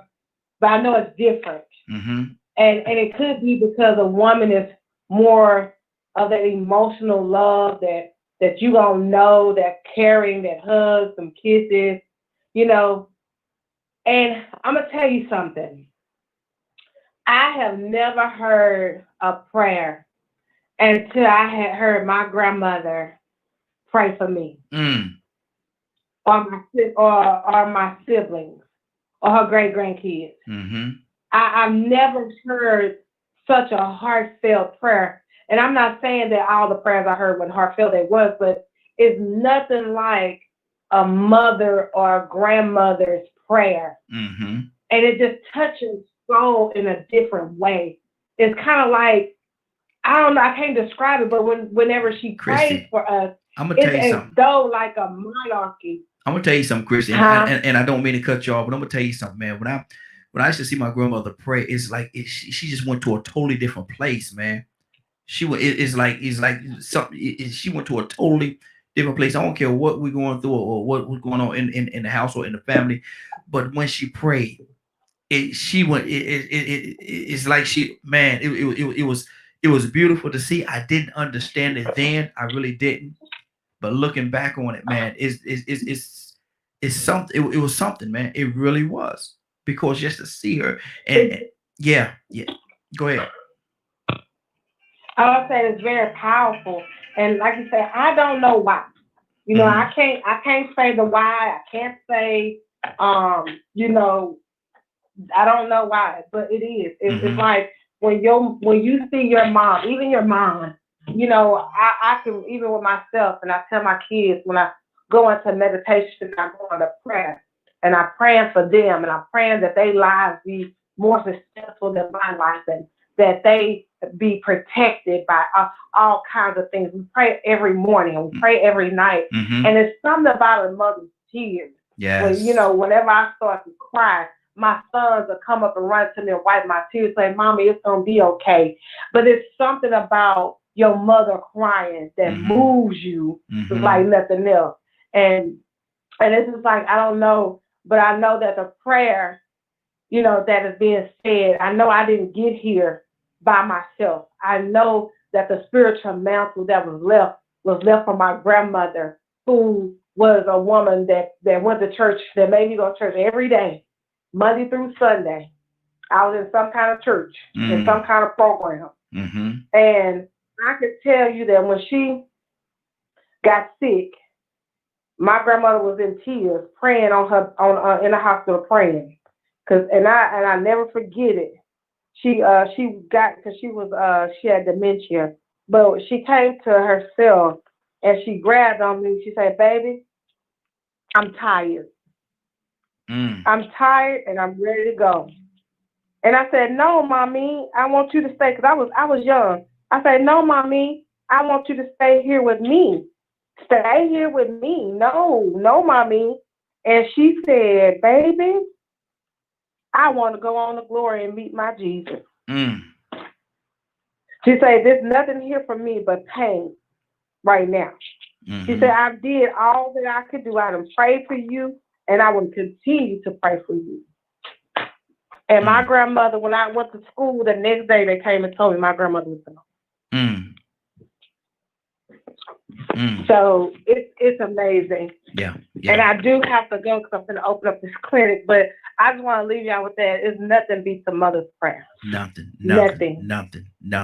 beats the prayer. Nothing beats anything that she can bring you or give you or guide you. It's a blessing within itself. Now, Donna, y'all continue to pray for my strength. Absolutely. I love you, sis. Let me say, Love y'all too. Donald, I'm gonna say this to you, man. We're talking about let your prayers have feet. And when grandma prayed, it's like, man, something happened. And not only did it have feet, but it grew legs, arms, it grew all kind of elements, man. But it's something in the way that grandma prayed, man. Donald, what is it? We gonna come to you next. I don't know. They knew struggle. They knew struggle, and they knew how. Just a person that has a prayer life knows how to go to their closet and go to the throne. You got to get to the throne room. Yes. To the altar, to the holiness of holies, to be able to surpass all the barriers that get you to Him. And they would, and there are people that just, they sit there before God and talk to Him.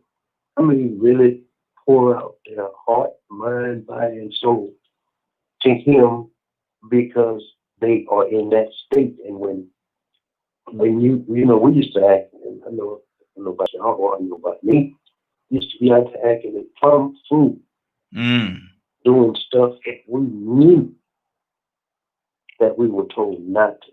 Yes. In some situations that, if it had not been for, we didn't even know they was praying for us. But somebody was praying.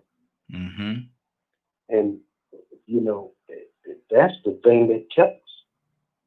Because we was too crazy, having too much what we thought was fun to get an answer to. The different people used to cry out to God, even more deacons. They used to have a hum in their prayer. Mm-hmm. You know what I mean? They would, I mean, spitting and crying. Yes, sir. Crying and spitting. Mm-hmm. But Absolutely. they would go to the throne. Mm-hmm. I'm talking about they would pour out their heart to God because they knew trouble. I mean, look at all of the things that our elders had to go through to get us to where we are now, that we just take it for granted. But there was a lot of prayer going into where the opportunities that we have right now. Exactly. If it wasn't for that, then we still be in some states that we shouldn't be in, and we're falling back because we diminishing the power of prayer. That's just me. Yes, sir. Yes, sir. Rico, what do you say about that, man? Grandmother's prayer, grandma's prayer. It came from a lot of wisdom, came from a lot of experience, a lot of pain and suffering, a lot of joy, a lot of sorrow, a lot of resilience. You know, I think about my grandmother and what my grandmother saw. I talk about experience. She saw her mother in a time where they could be violated sexually and the law wouldn't do anything about it. She came from a time where she was born in 1928, so obviously, her parents experienced things from the 1800s. So she saw a lot of oppression. She saw a lot of injustice. And then she actually lived to see the Luke Skywalker in the Too Short area in the pants slacking era. She saw the Motown and Temptation there. She saw a lot of that, a lot of praying. You see the struggle that your people go through, and then you see the rights that they start to gain and the progress they make, and then you see them go backwards. Man, them prayers got to be deep. They got to be deep. She goes from seeing women that want to try to be the best parents they can be, and fathers try to be the best parents they can be and not have the same opportunities because of a race, and then go later on and start seeing fathers not want to be fathers and seeing mothers being worse parents than dogs are to puppies. She witnessed that. My grandmother witnessed these. I mean, it's actually some women out here that do worse jobs than dogs do for their own puppies, and so on. And I know why it's important. The mother love is more important. I know why. And I don't even have to understand through faith. I can understand this through science and logic. If a man or a woman provides herself with enough nutrients, she can feed that baby with her body. That's nurturing. Yeah. That's the deepest. That you can't get no deeper in nurturing than that. One thing to give birth to a life, but to have the organs and the body parts to actually feed another human being and continue that human being continue to grow and progress, evolve. That's nurturing. Yeah. So that's why the mother love is so more important. Because if that mama leave that baby, ain't nothing I can feed that baby off my body. No. I got to come up with something. Maybe I got to come up with some kind of science to develop milk and make it come from a cow. You get what I'm saying? I better use my mind then and put my hands to work. But naturally, God already done showed you through science and through nature why the woman is more of a nurturer. So it's up to you to respect that. Wow, that's good. Leonard, what's on your heart, man? I'm not even put a question out there. What's on your heart, brother? Yeah, I'm listening to what Rico was saying, and that's the uniqueness about the situation. If a woman ought to fall in love with anything about herself, it ought to be that. That which she is made to do. That which she was created to accomplish. Anybody could do some of the things that we fight about. There never was an issue about that, but there are some things that I can't do. There are some things I don't want to do. And that's why I need you. Mm-hmm. And that's what's so important. You got to think about it. Why is it so close? Because she carried the baby. Mm-hmm. She feeds the baby. It's like Rico was saying. She don't need nothing. She a unit all by herself. And she can take care of a child and raise a child. Mm-hmm. And so, you know, these are the things that are so natural. And somehow we've gotten so far away from certain things. Mm-hmm. To even, we've almost gotten to the point where that ain't nothing no more. Wow. That ain't nothing no more. Rather than celebrate the fact that you carry life and you bring life into this world, you'll go and celebrate the fact and put all this fake hair and this, that, and the other and think you cute. When the most significant thing is that you're able to do that. Can't nobody else do that. Yeah. Can't nobody else do that like you do that. So that is what is unique. And that is what we should protect in them. And make sure that they have everything and the support and everything that they need to accomplish that. Mm-hmm.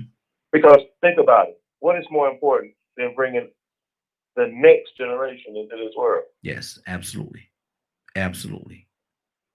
678-381-1973.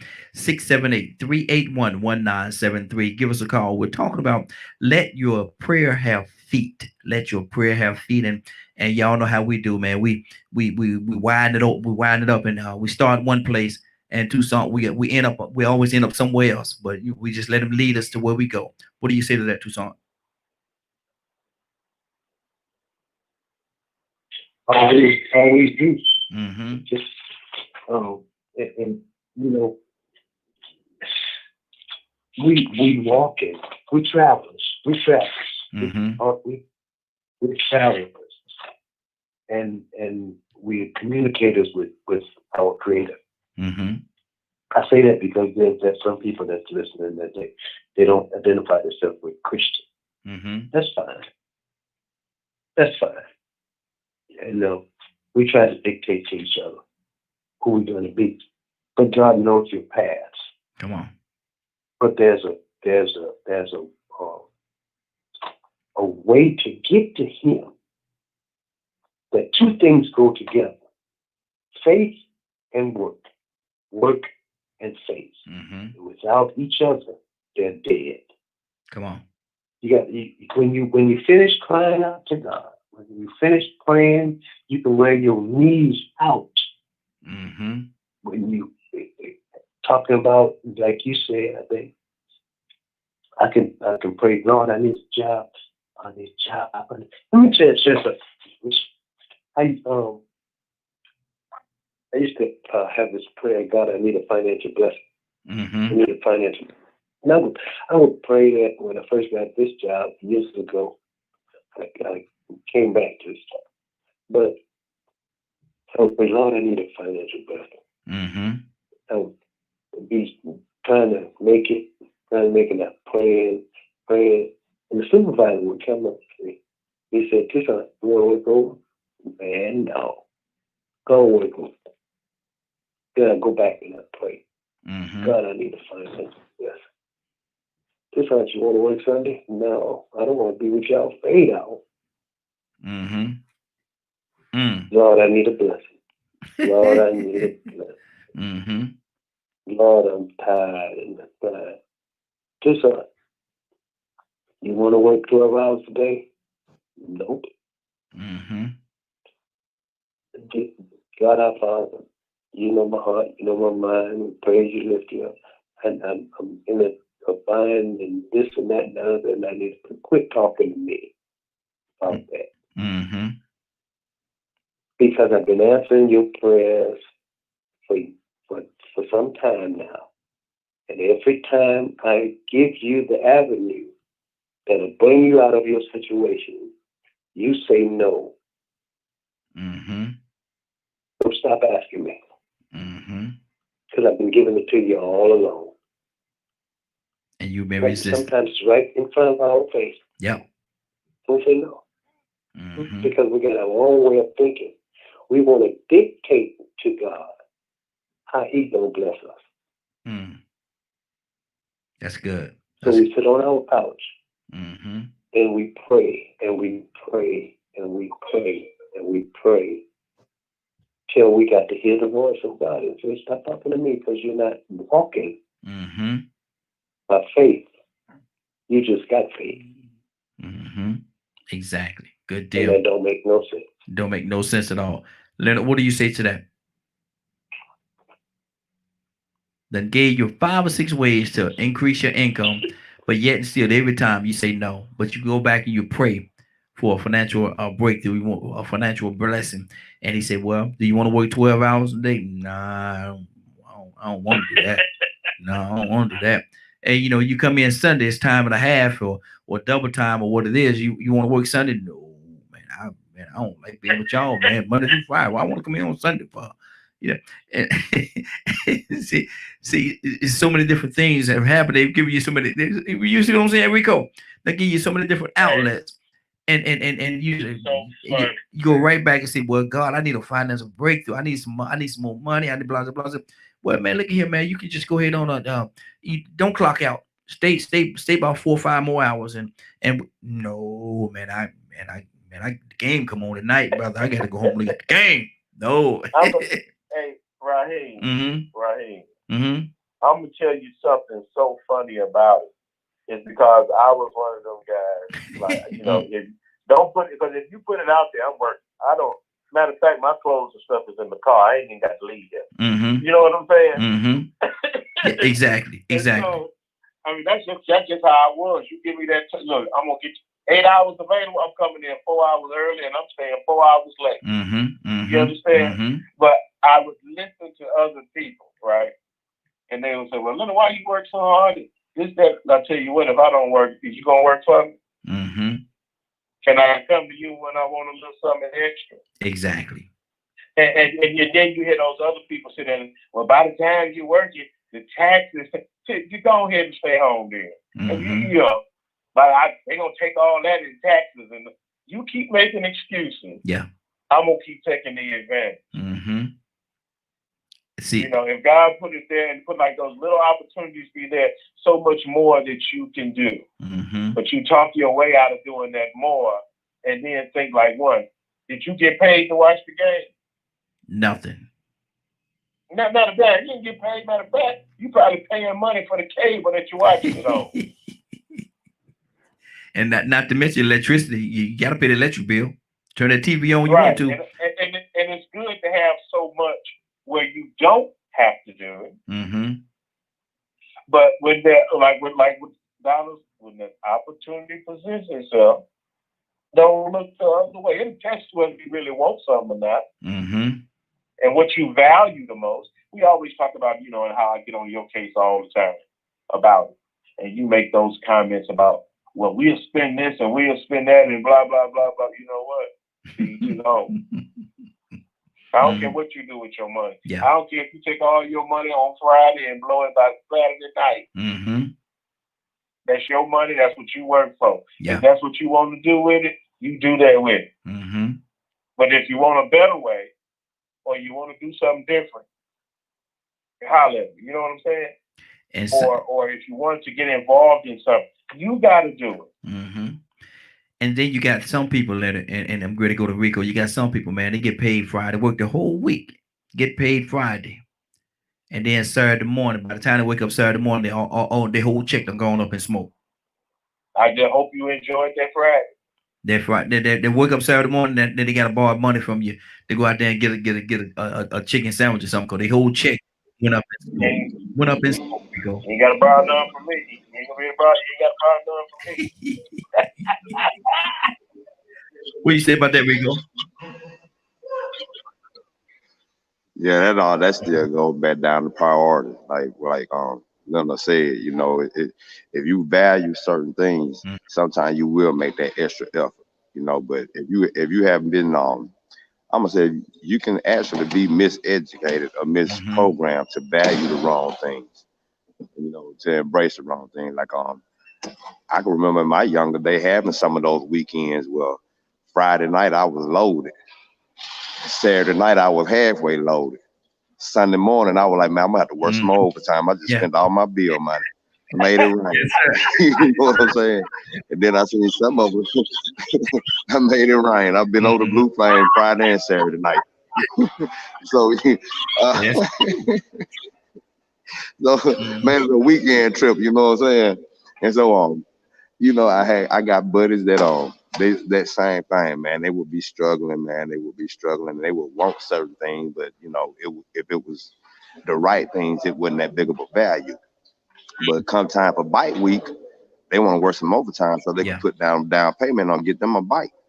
You know, or I'm gonna make sure I stack up and get this pay up so I could be ready for my birthday weekend because I'm taking a trip. You know what I'm saying? But all during the year, when it comes time for Christmas time for your children and this and that, man, you want to work a lick of overtime. But maybe you can't get no overtime because we're on downtime, we're on short time. You know what I'm saying? We been having breakdown. So now you ain't set up for a bad day. You know, but I think that's sort of goes. I don't know. We talked about this last night, but about expectations. You know what I'm saying? Sometimes you got to be prepared for the unexpected. Be prepared for a bad day. Better safe than sorry. You know what I'm saying? So it ain't no problem sometimes in working that overtime to get that extra money. But I swear some people, we value material things and superficial things so much right now that's what a lot of people's values and priorities are. You know, like I was thinking earlier, there's different ways that a person can go into business. They could go into business with a mind for making money. And that is good to have, you know, a money-driven purpose. But at the same time, that money-driven purpose have to have some logic that you got to understand. You're going to have to keep investing to keep making that money. If your only money-driven purpose is to try to go ahead and get a quick profit so you can go ahead and get this new Escalade that came out, then you still was misprogrammed. You know, because I've known people that were money-driven, but they were money-driven in the right way and money driven in the wrong way. They still didn't understand the logical way to make that successful. So you know what's your definition of progress? What's your definition of success? You know what's your definition of contributions? You know, it's just what do you value? Exactly. Now watch this. Now me and Tucson had a conversation yesterday, I think it was, where we was talking about Donna told me, and y'all listen to that now. Donna told me he never wanted to make it rain. He just want to make it sprinkle a little bit. He want to be the one that's throwing quarters up there. Instead of throwing dollars, he want to throw quarters.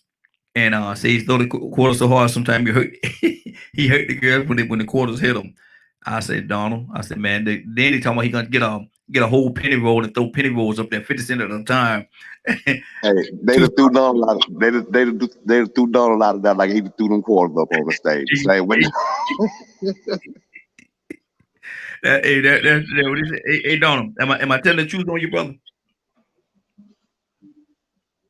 If it's a lie, you told me, but yeah. Donald said I throw quarters up there. I won't make it rain. I make it sprinkle. I was like, Lord, my Jesus. throwing pennies out there. Did I give you a roll of water?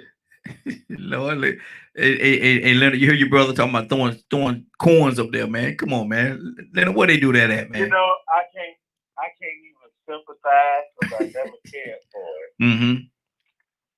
Because you know, I wasn't one of them guys. I didn't, you know, I couldn't understand why I would be throwing my money. And I don't go to strip club. I haven't been to a strip club in almost 25 years. And it is definitely because of I did not like the way I felt when I was in there. Because let me tell you something. My appetite is so large that one, if I come in there and I know I can get you to do this for 20, I'm gonna get you out of there. You understand? All you need to let me know. And that's why I have a hard time with it, because I stopped originally going to bachelor parties and things of that nature because I did not think it was the best place for women to put themselves in. But But even in them strip clubs, I started, just going. Of course, I was delivering packages. Mm-hmm. So, I just couldn't value the women. Mm-hmm. And so, and I'm like, this ain't gonna help me because I know how wicked I am. Mm-hmm. And if you out here selling it for this, or what, then we're gonna have a conversation, and that's gonna lead me down to the road to other things. Mm-hmm. And so, man, I ain't never had no money to be throwing at no naked woman like that. You know what I'm saying? Yeah. And I don't been to the strip club, quite a few times. Mm-hmm. But one, I used to let them girls know in a heartbeat, you need to go and get up and go and make that money. Yeah. Don't sit here with me. Mm-hmm. I'm not on that side of the game. I say, go ahead on now. Go on now. Now, if you trying to get, I'm telling you what, if you trying to get this money, we can get up out of here and get some more money. Mm-hmm. So I learned that when I come to the South on how these guys around here, they value themselves by how much money they throwing around. Mm-hmm. And I was like, man, it must be nice to have it like that. Because I ain't had it like that. You know what I'm saying? Listen, Leonard. I value myself for how much money I can keep in my pocket. But I don't have some real serious conversations with strippers. And, I had to get to a place where I didn't devalue them and value them more as some of them are really women just trying to work their way to get something done. But I'm going to tell you what happened this weekend since you just mentioned that. I saw P Valley. This show called P Valley. Oh yeah. I heard about it. Yeah, I heard. Yeah, I heard of it. Mm-hmm. And I had heard about it, and then my brother told me quickly what it meant, the P mean and everything. Yeah, so I'm sitting there now, and I'm listening to it, and I'm trying to support it. I'm trying to look at the show, but the language, the conversation didn't appeal to me. The conversation made me want to look down on them. So I had to they all naked all the time, and I love me some nakedness, but this show is I can't watch the show like this. Yeah. You know what I'm saying? Because that was one of my things is that one, here you is throwing money all over the place. And I'm thinking to myself, if I can get that guy to throw that money at you, I can get that money. You see what I'm saying? I ain't never been that point where I'm just around here throwing away money like that. I ain't never had the fancy cars. I don't buy the fancy shoes and all that type of stuff. I was never into that. And I would just look at them, okay, how I'm going to get the money? Exactly. And so I didn't like that. And so it's just crazy that you would be, and Rico be like making it rain and blah, blah, blah, blah, blah. Oh, I learned that lesson a long time ago. And see, it was crazy with me, Leonard. And all my cousins, man, I lived in Columbia, South Carolina. In Columbia, it's to do what you want to do in a strip club type of situation. They don't care. Yeah. Do it. Yeah. And it's never been my place, man. A lot of my boys, man, let's go to the strip club, blah, blah, blah. And I will go with them. I go with them. But 20, 30 minutes, man, I'm ready to go. That's why I always drove my own car. When I'm ready to go, I'm ready to go. And I just, it just wasn't my to me, I was like, you don't want this shark in bloody water is what I'm trying to say. Exactly. And so my thing was, don't take me, and flipping the script a little bit, but don't take me to the candy store and tell me I can't have no candy. Man, stop. They took you there. You ain't go by yourself. They took you there. Well, you know what I'm talking about. If I'm going to the Rico, if I'm going to the candy store, I want some candy. I want some candy. I don't want to go there and all this candy's in here, and you're gonna tell me I can't have no candy? No, I'm not. No. For me, it's not for me. Talk to me, Rico. It's funny y'all say that, man, because I ain't gonna even lie very first time I went, I felt the same way. I never had an urge to want to go. And so, you know, I had buddies that I worked with, you know, as you start getting around certain people, it was the same as that peer pressure. You know, I had my friend that would tell me, man, you need to go to Magic City and the Blue Flame. And, you know, I had been hearing about it for over 15 years before I finally decided to go. Like it was maybe in 1998. I finally decided to go, but I've been hearing about it in the 90s, early 90s. So I get around these guys, and my idea was the same as y'all. Number one, I don't feel like it's cool to just throw money away like that. Number two, it felt sort of illicit and just deviant, just dirty. You know what I'm saying? I was like, man, I don't like being in that type of environment, man. Women just walk around naked. Don't get me wrong now. I love me a naked woman. Yeah. You know what I'm saying? I was highly sexualized. Yeah. But I just didn't like that environment. And then the first time I let them talk me into going, I think I spent $30. That's counting the 10 that it cost to get in. I might have spent $30. That counted a couple of drinks that I bought too. I was being picky. I didn't hardly spend nothing. And I'm looking at those guys and I'm laughing at them. I'm like, man, they look stupid. Look at them just spending all that money just to look. Look at them. They looking desperate. They looking desperate. Yeah. So then, you know, I got to seeing a couple of them I was interested in, though. I was like, well, wait a minute, though. She's sort of cute. You know what I'm saying?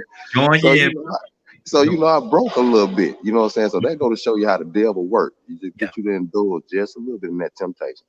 So I went ahead and I went the next time. And the next time I went, I found that one that was actually going to college, doing it for the right reason. And she had great conversation. She wasn't like the rest of them. I found a good girl. She's different than the rest of them. So that made it pretty cool. You know what I'm saying? I wasn't even hip to the game. I wasn't hip to them getting your PayPal numbers and stuff. You know what I'm saying? So a couple of them I got now. Eventually, don't get me wrong, eventually things got to where I could touch the candy. But the thing was just that it was a step process. A step process. And then wasting thousands of dollars and hours of time doing the same thing over and over and over again that really amounted to nothing but a bunch of degradation. And so it got to a point to where I did get back away from it. You know what I'm saying? I started hearing people value that. Oh man, I'm ready to go to strip club. I'm ready to go to strip club. And they man just happy to talk about it. I'll be looking at them like, man, they're going through that phase again. Yeah. But what it took me back to is even though I felt bad that I got weak and I embraced that culture, because I ended up doing a 180 from what I totally believed, which was what y'all believe. It made me think about when I was younger and I started getting notches on my belt because my friends and my older guys in my neighborhood was telling me that I should be getting notches off of my belt from these girls that were trying to help, wanted to be notches. And some of them were not quality. Some of these women, these girls, when I was younger, that I did it with, I didn't like the standards. Yeah. But just because it was easy, I was supposed, man, you stupid if you don't do it. That's some easy. Yeah. And so I did it. And I went back and it made me feel so bad that I fell back into that culture again. I was like, man, I can't believe I went against my beat.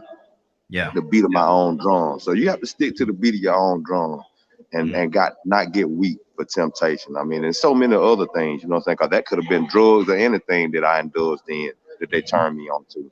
Which that happened with marijuana. So I mean, you know, that's how it goes. You have to be strong, man, and stick to the march to the beat of your own drum and do what's right.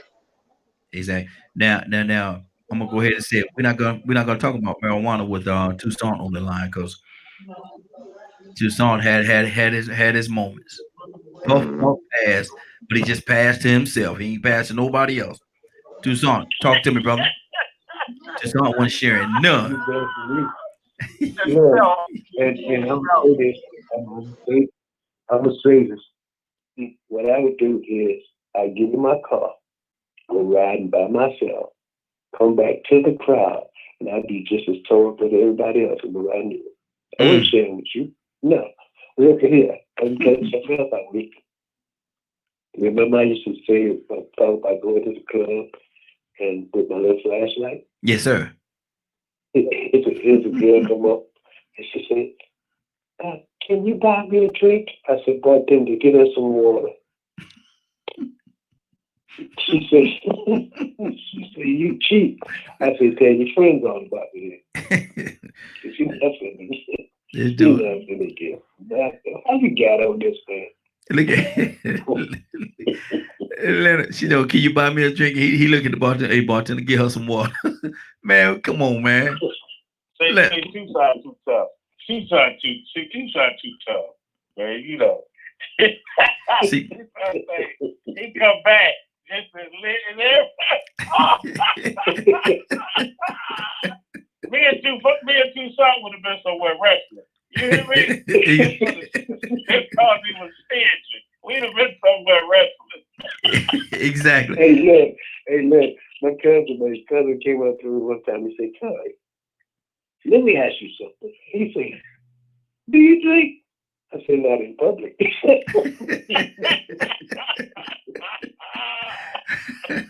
And I used to really enjoy the club life. I mean, that was one of the places where I was at. I used to love to entertain. I mean, ain't no woman gonna sit around me and ain't drinking. I mean, you name it. I used to love to party. And see, that's where you and our Tucson is different, because Tucson they give them some water. So you in there buying up drinks. See, man, look here, y'all. Oh no, we gonna have a good. You with me? We gonna have a good time. We gonna have a good time. But and see, Leonard, I heard you say before in the past that okay, we got Rico back.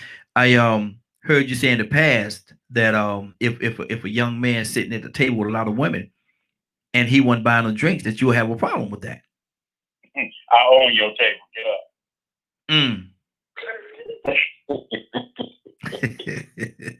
It's joking when I own your table. Get up. Get up. I mean, why you gonna be around? What's your purpose? I mean, it was that lifestyle, because really, you would think that a lot of people have this assumption. I am extremely nice. I don't really, I'm not a stingy person or anything. So it was never an issue to me to share. So if I have and you around me, you got it. And I used to get in a lot of trouble about it, But no one could believe, man, you got to be selling dope. You got to be. No, I'm not. That's not really what I get. That's not how I get out.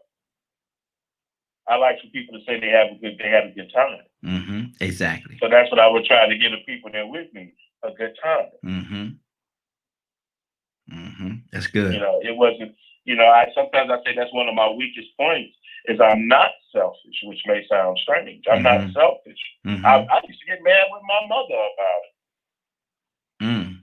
I mean, I don't have a reason. I don't have a reason to be selfish. Or maybe if I was a little bit more selfish, I would be a little bit more successful in life. Or maybe if I was a little bit more selfish, I would have more. But man, I've been through so much, and it was nothing for me to, if you would walk up to me, man, I really like that, I would just give it to you. Because people were like, I've given people cars away. Just if you need a car here, I ain't driving. What I need the car sitting in the driveway and I ain't driving for. Because I've had people give me a car before. Yeah. So, I was never on the selfish end. And then you run into them people who just want to use you and things like that. And then people make the ugly come out in you. So I just didn't want to be a part of it anymore. And, that's really what changed a lot. I had I'm going to tell you what, I got married. I had kids and everything. But that wasn't always my life. And I'm not one of the people out here that love to do wrong. I just love to have a good time. Yeah, exactly. I just love to have a good time. And see, you got people like Tucson go to the club with his flashlight.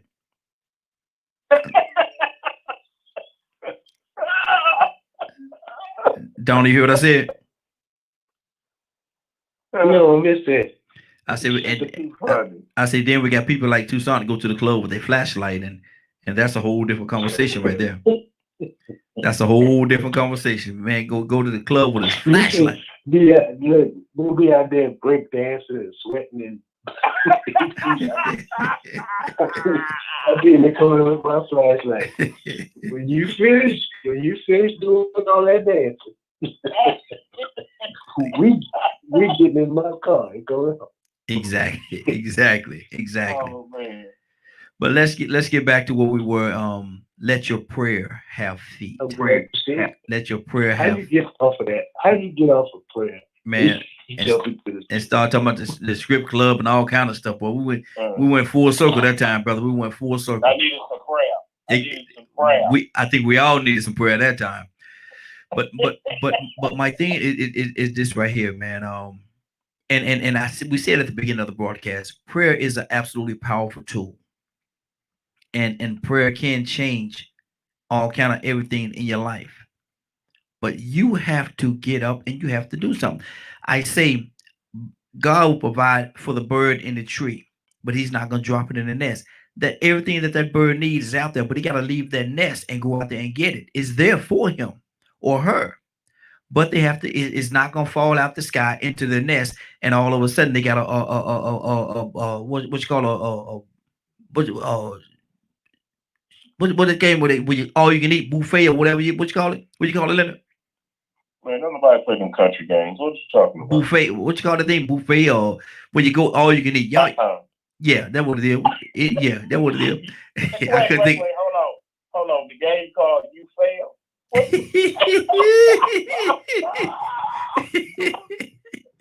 Well, see, we need somebody to call in from Carolina because I don't know about that one. Man, you ain't ever ate a smorgasbord or what you call the thing, Leonard? I mean, Donald, what you call it? Buffet. Yeah, buffet. That's what it is. Okay. Yeah, you go to a buffet. Okay. Yeah. Boy, I had a brain cramp that time. Boy, I couldn't think of that word for nothing. I couldn't think of that word for nothing. German on them. You said smorgasbord. Well, that's Swedish. I think smorgasbord. Yeah, smorgasbord. They just call it a smorgasbord in North Carolina. They call it you go to the smorgasbord, eat all you want at the smorgasbord. Yeah, I know the word. Yeah. I like Lord my Jesus, but I thought of smorgasbord, but I couldn't think of buffet. Ain't that something? Lord my Jesus. But see that's the thing right there, man. He will provide for the birds in the tree, but he's not gonna drop it in their nest. So Donald, a lot of times we can pray, and I encourage everybody to pray. I encourage you to pray, but at the same time, put some work with it. Let your prayer have feet. Go out there and do the work. Do the work. And I want to tell folks also that, because, we speak to people who are younger Christians and things like that, may have just gotten into the faith or what have you. And I'm going to tell them, I tell you honestly, I personally would not serve a God that did not do anything for me. That's why I am the way I am, because God has always provided for me. Yes. So that's why I am the way I am. And it's because of prayers that have been answered. Now, I ain't going to tell you to be walking around here and do this and cross your leg 3, 4. No, man. No. Chasing for first. Asking, believe it, and see if it works for you. Make it a habit. Yes. Because I'm going to tell you, if God wouldn't answer my prayer, ain't no way in the world I'd be on DKM Ministries radio station talking about it. No. None of us would be here, brother. None of us would be here. Because, not at all. I'm not that type of guy. Because I tell people all the time, man, we all have a past. We all have a past and it was not Christian. Our past was not Christian at all. We all had things that we did that some of the things even to this day we're still not proud of them. But we did what we did. But at the same time, God never turned his back on us, man, and he provided for us even in our mess. Donald, even in our mess, God still was God. And I'm glad, that we kind of seemingly kind of off track a little bit. Not necessarily, because prayer brought us through. Yes. Somebody was indeed. Come While on. we was doing these things that we just was talking about, strip club and all that kind of stuff, prayer got us to the point that we did like the prodigal son and come to ourselves. Mm-hmm. You think that and you think that here's a young man decides that I want my inheritance before you die, Dad. So he goes out and his father gives both the sons their inheritance. He goes out into a far country, and soon after, famine came and he lost everything that he had. Mm-hmm. I believe that his father was praying for him, Yes, sir. because when he got to the point that he looked at that slop and the slop took looking good, that's the same way that we were. I thought I was having a ball Mm-hmm. in my own little way. But somebody somewhere, I believe Mom, Dad, they were praying, but pray for my crazy child. Mm-hmm. Lord, help my child. I don't even know where he is. Mm-hmm. There you go. And you know, my dad would be this way. I was the first one out of at least most of my brothers that had a driver's license. I was driving young. I had to have a permit. So Dad would let me use the car. But that car better be in the yard by 10 o'clock. Mm-hmm. No ifs, ands, or buts. So I would bring the car home and then go back out. Uh-huh. You hear what I'm saying? Mm-hmm. But the stupid stuff, I call it stupid now because I didn't know no better. Prayer, even my little prayer, Lord help me. You know, I'm out here wallowing in mess. Or people praying got me to the point. I don't know how, I don't know when. Then I say, okay, enough is enough. Mm-hmm. I done had enough of what they call fun. I need to come on back in. Mm-hmm. So these things that we talk about doing, it just shows that we human. We have everybody got past, everybody. Some of the stuff that I'm struggling right now, I'm praying about it. Mm-hmm. Because I tried it my way. Come on. And my way is no good. Mm-hmm. I need to try it his way. Yes. I need to do it his way. Mm-hmm. And because I can pray all day long. If I don't put some work to it, put my feet to the plow, Say it it. ain't gonna do no good. Ain't gonna do no good. It's gonna be helpless, and I'm gonna be hopeless and going through the same cycle over and over again until I put what I'm talking to God into action. Mm-hmm. Otherwise, it's useless. Exactly. And that goes right back to like somebody said earlier in the broadcast.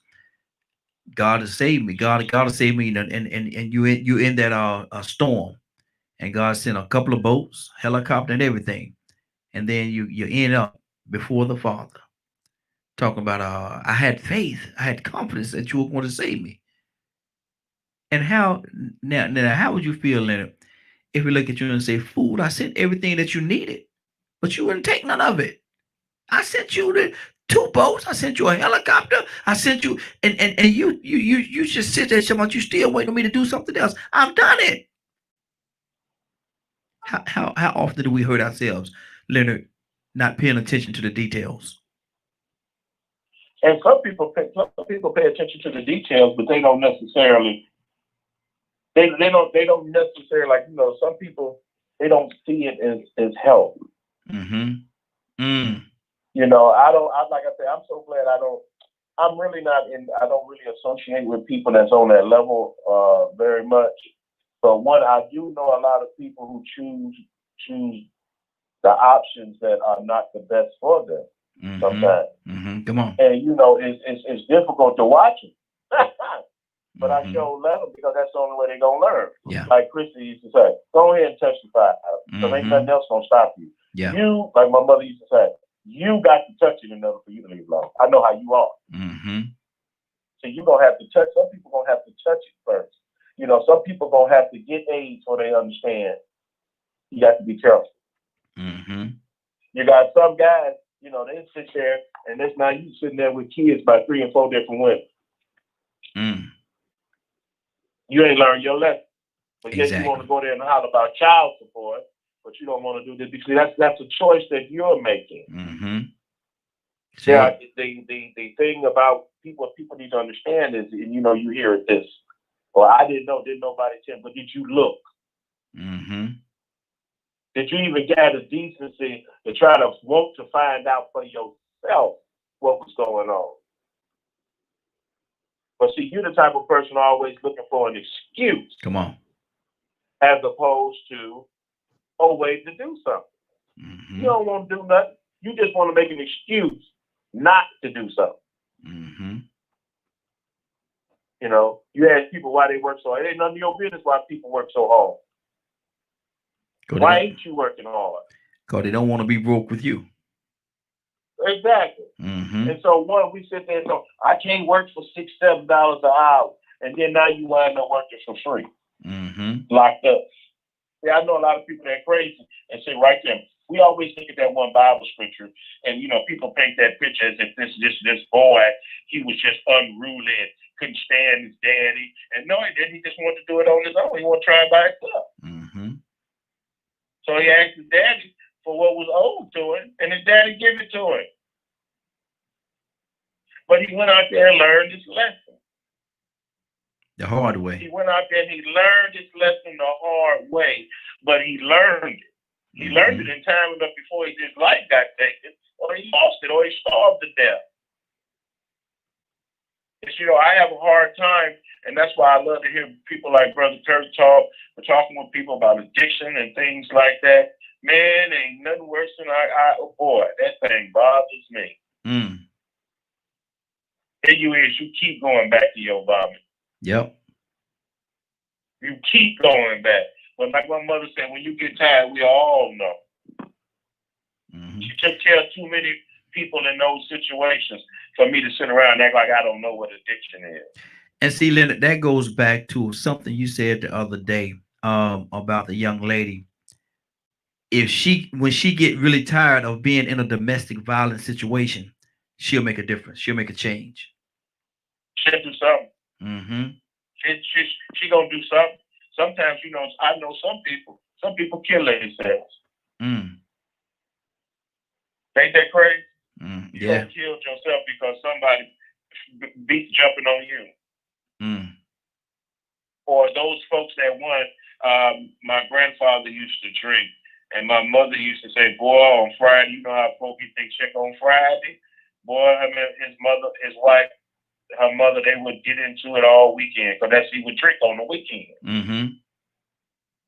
Now, if you tell me you're going to whip me at 3, why you keep showing up at 2:45? Mm-hmm. You ready for it. You willing. You ready for this dysfunction. You want to be in this dysfunction. You know, it's okay. You know, it's a terrible thing to be abused. Mm-hmm. But my mother would say, you better find out what it is that draws you to that. Yeah. Yeah. You better find out what it is quick, or it's gonna kill you. Mm-hmm. And you ain't gonna be nobody be able to blame but him and yourself. Exactly. Because you let it float, you let it go. Donald, what's on your heart, man? If a person get tired of a situation, they're gonna do something to get themselves out of that situation. What do you say to that? But it's only when they get tired of it. Seem like they never get tired. Mm-hmm. I mean, I see it happen over and over again. And they use the excuse, buddies love me. You crazy, don't get out. And I can't say that because people really, this is serious. Mm-hmm. People don't know how to pray their way through. Yeah. Now let me see why I said that. Pray their way through. Mm-hmm. Time they hit you in the mouth, that's your answer. Mm-hmm. There you go. Get up off your knees and do whatever you can to get out of that situation before he kills you. Yeah. Because they will. Oh yeah. It's a possibility. And let's just ask people right now. If you're in a situation, what's your exit strategy? Mm-hmm. You even thought about it? It don't have to be domestic violence. Yeah. It don't even have to be domestic violence. If you're in a place that you don't want to be in right now, what is your exit strategy? Mm-hmm. Mm-hmm.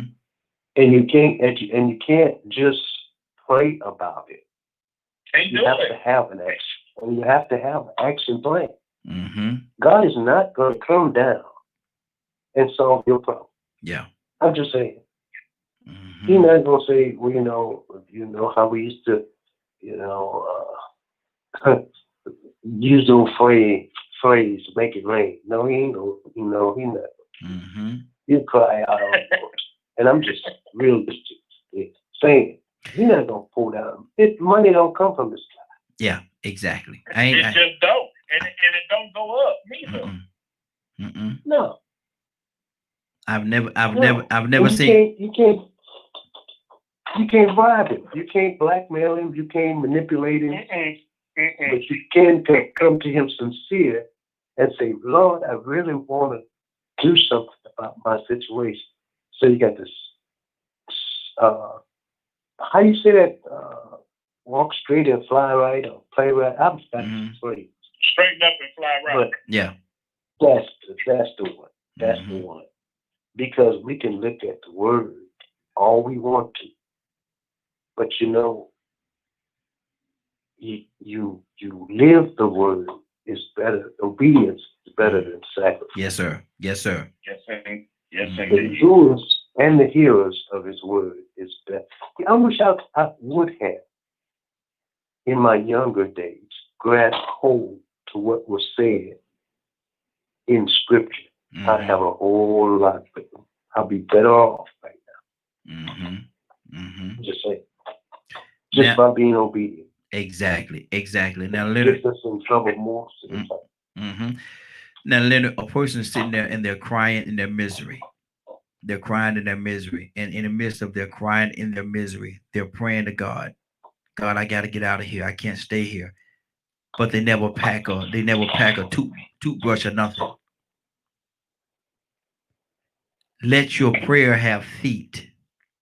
What do you say to that person? They crying in their misery, praying out to God, I got to get out of here. But they won't pack a thing. Are they serious, Leonard? No.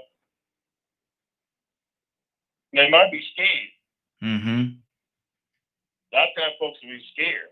I understand being scared. People say, you ain't scared of nothing. Well, not like you think. I'm scared of a lot, but it don't stop me from doing what I need to do. I'll be just as scared as everybody else. But I'll tell you what, it ain't going to keep me from doing it. If it got to be done. Like, say, for instance, one, you have a lot of people, poverty is tied to education.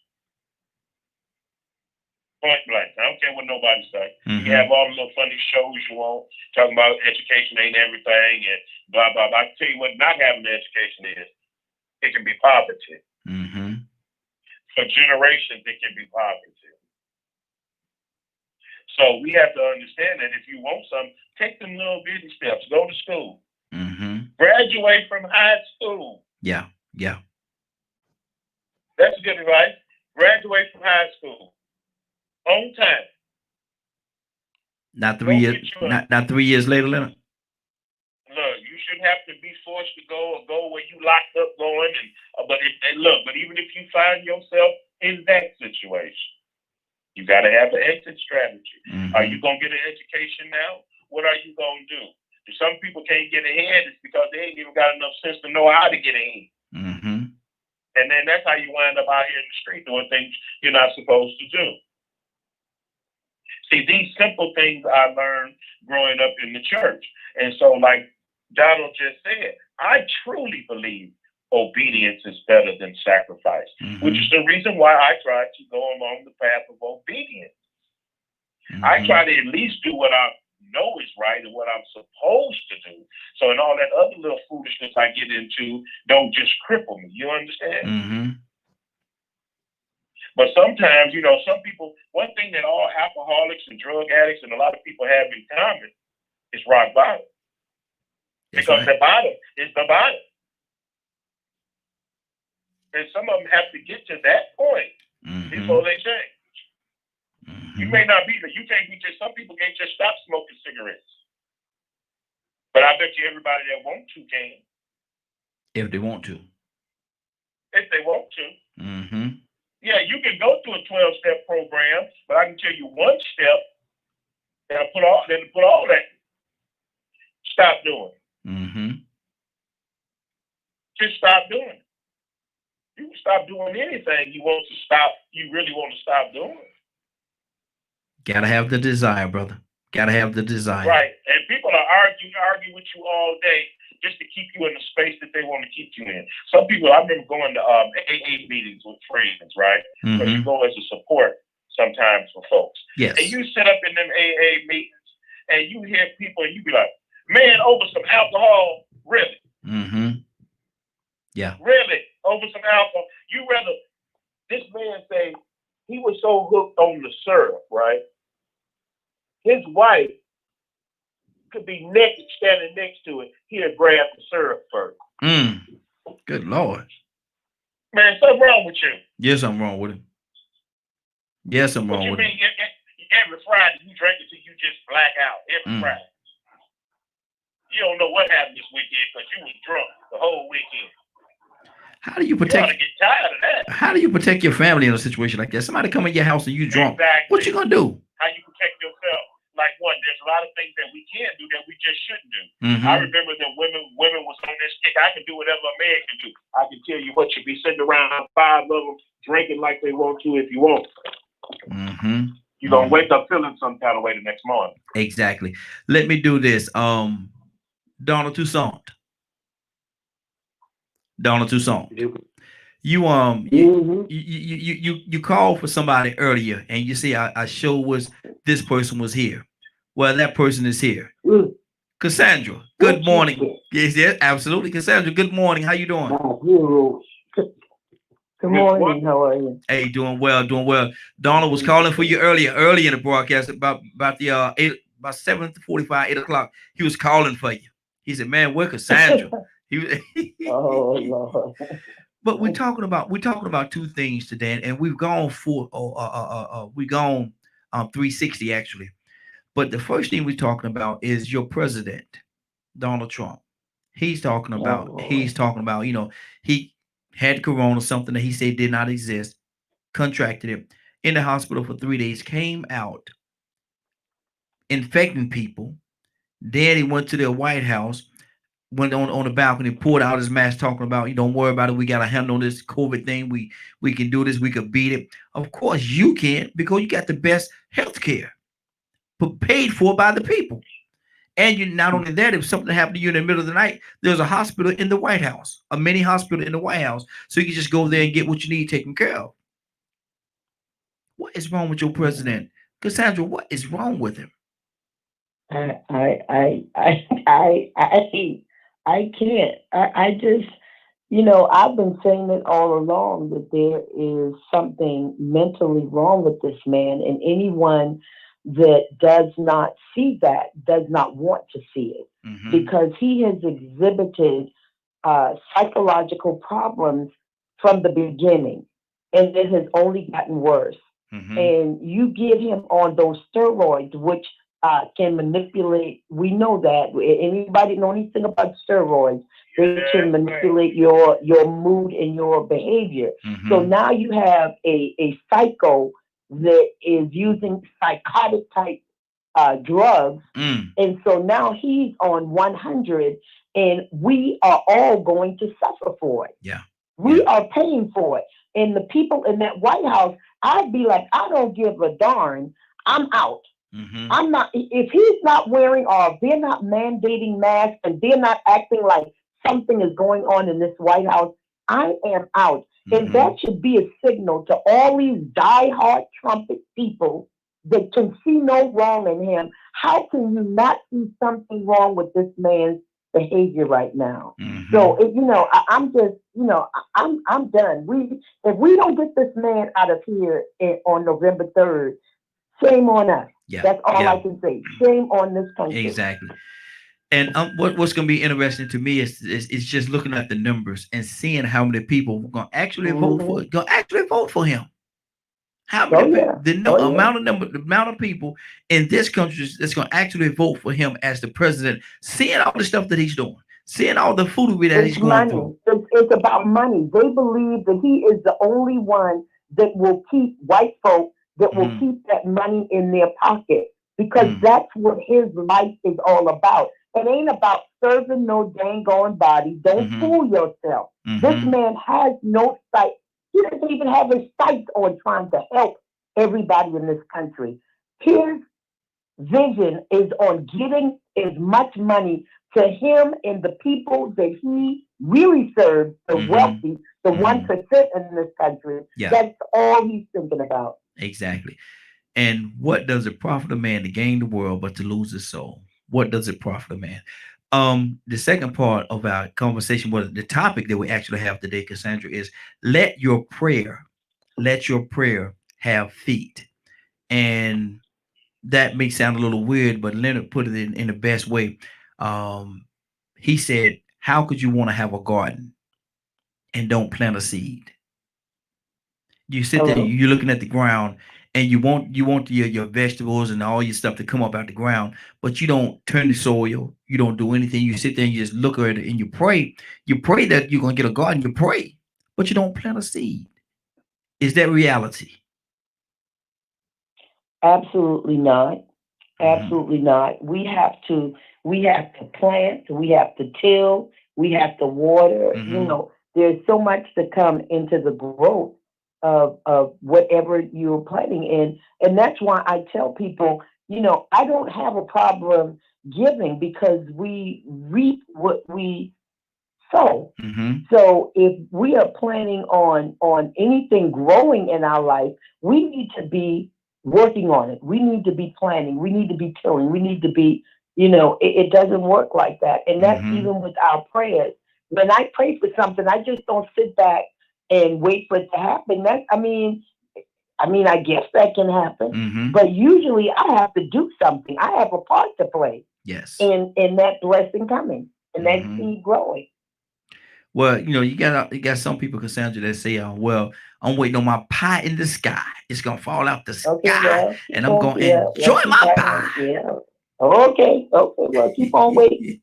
I hope it works out for you. Exactly. I hope it works that way. Good deal, Leonard. What's on your heart, brother? I hope it worked out for you. You know, I'm not I'm the person that, you know, some people think it's a little strange, but I believe in freedom of choice to your own detriment. I just want you to have the choice. So that's what I'm about. You having the choice to pursue your life the way you want to pursue it, whether it ends poorly or whatever, as long as that's what you chose.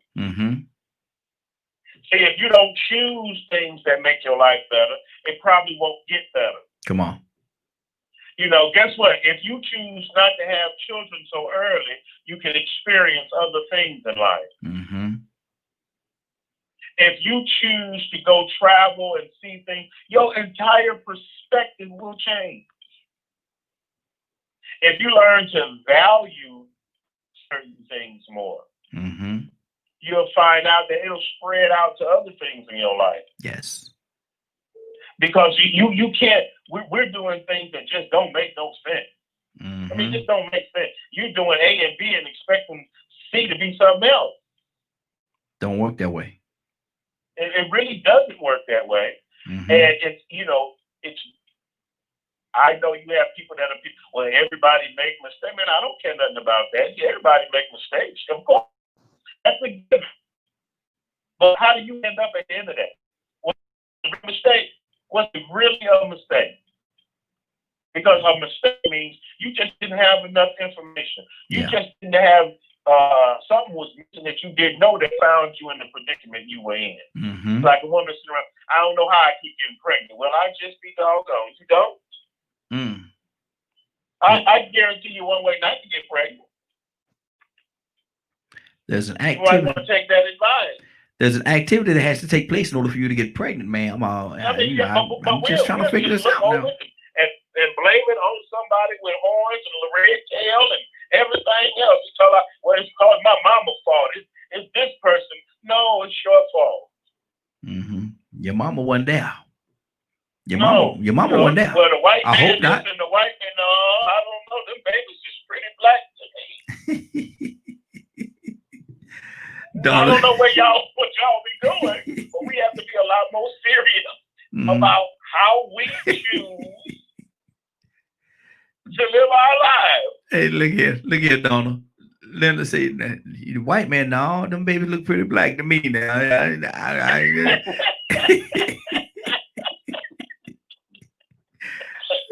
Tucson, what you gonna do with your brother, man? He said, no, them babies look black to me now. I'm looking at them babies now. I'm just saying, man. You ain't figure nothing out if you just lying to yourself.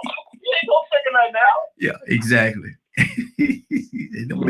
them babies look black, Donald. Them babies look black. No, the white man ain't had nothing to do with that. Them black babies there. I'm looking at them. Look at him. Look at him. No. Call it what you want to. Talk to me, Donald. Talk to me. Oh man, I guess we all sometimes we're the denial. You remember? Well, I don't know if y'all were. But remember when that baby was first came out, and you look at her, you say he better get some color. That's all I'm trying to tell you. That's all I'm trying to tell you. No, see now, Cassandra, they know what you're supposed to do. You look at the baby ears, and the baby might be a little light, but you look at the baby ears. They're gonna grow into the ears, the color that's on the ears. They're gonna grow into that now. It's a little early. We're not on men being men. Yeah, exactly. Okay, there you go. Okay. But just some advice. Something I used to do. Exactly. Now, if you messing around there, young man, you got to keep the last time you mess with it, you're gonna have to keep an eye on her for 4 or 5 months. Mm-hmm. You got to keep an eye on her for 4 or 5 months. Because my mother used to say, you can lie to me all day, but 9 months to tell it all. Exactly. Mm-hmm. The whole truth coming out. Cassandra, the whole truth coming out. Mm-hmm. Oh, so silly. Yeah, but don't go by that, guys, because sometimes generational things happen. So, Lord, get the DNA test once the big. Yeah, now stop it. Y'all know better. That generational stuff will skip and then come on in, and the baby born with red hair or something. So y'all just need to stop. It happens. Do the DNA test later. We didn't talk about that. Leonard, I'm going to ask a question. Stop I'm gonna ask a question. Now, you've been over there every night talking about that ain't your nose. That ain't your nose. That ain't my nose. No, because your nose on your face. Your nose on your face. You right. That ain't your nose. Your nose on your face. Leave that baby alone. The baby ain't did nothing to you. Look here. But you know how we cut up. But listen here. Elder Barge and if Elder Barge and let me think of somebody else, Holly Berry get together. Both of them fairly light skinned. And the baby come out and the baby come out looking like Wesley Snipes. Hold up, wait a minute. Is something wrong? Is something wrong there? You gonna have to write the phone. I'm not with y'all. I'm just not. I'm just saying. I'm just saying. But listen, y'all, I gotta get on. Leonard said prayer changes everything.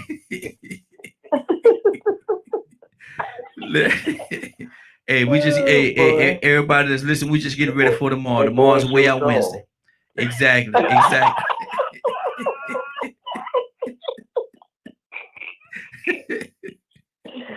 Hey, tomorrow's Way Out Wednesday, so y'all get ready. We got one for you tomorrow. Way Out Wednesday. Y'all get ready for that. So make sure y'all log in early because we got one for you tomorrow. Trust and believe. We got one for you tomorrow. But listen, Leonard, what's going on at 3:00 today?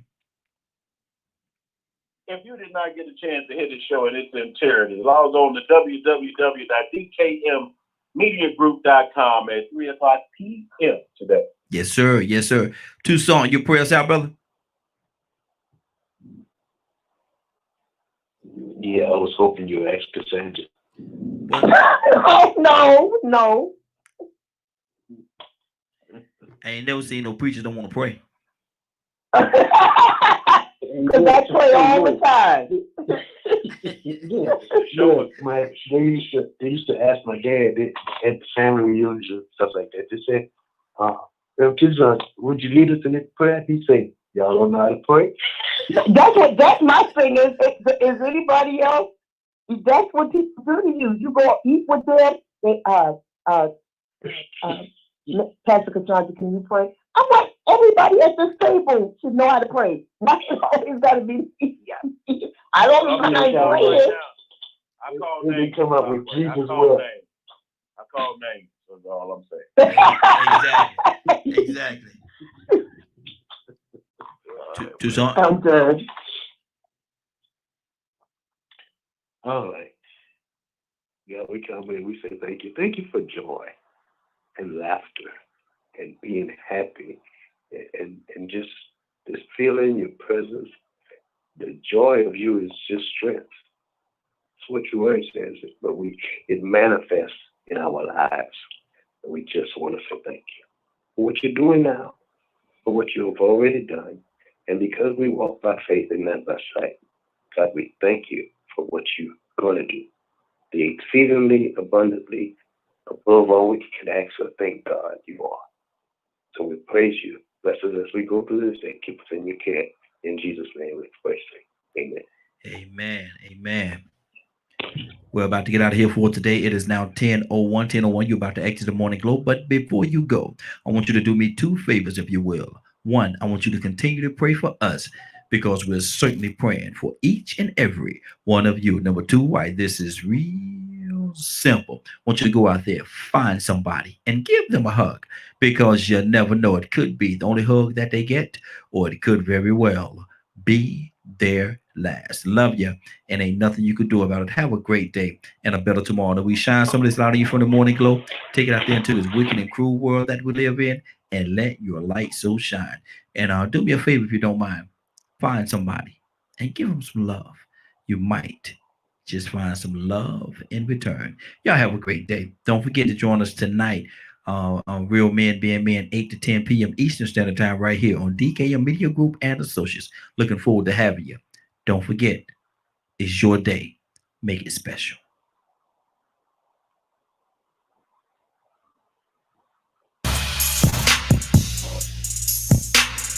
All right.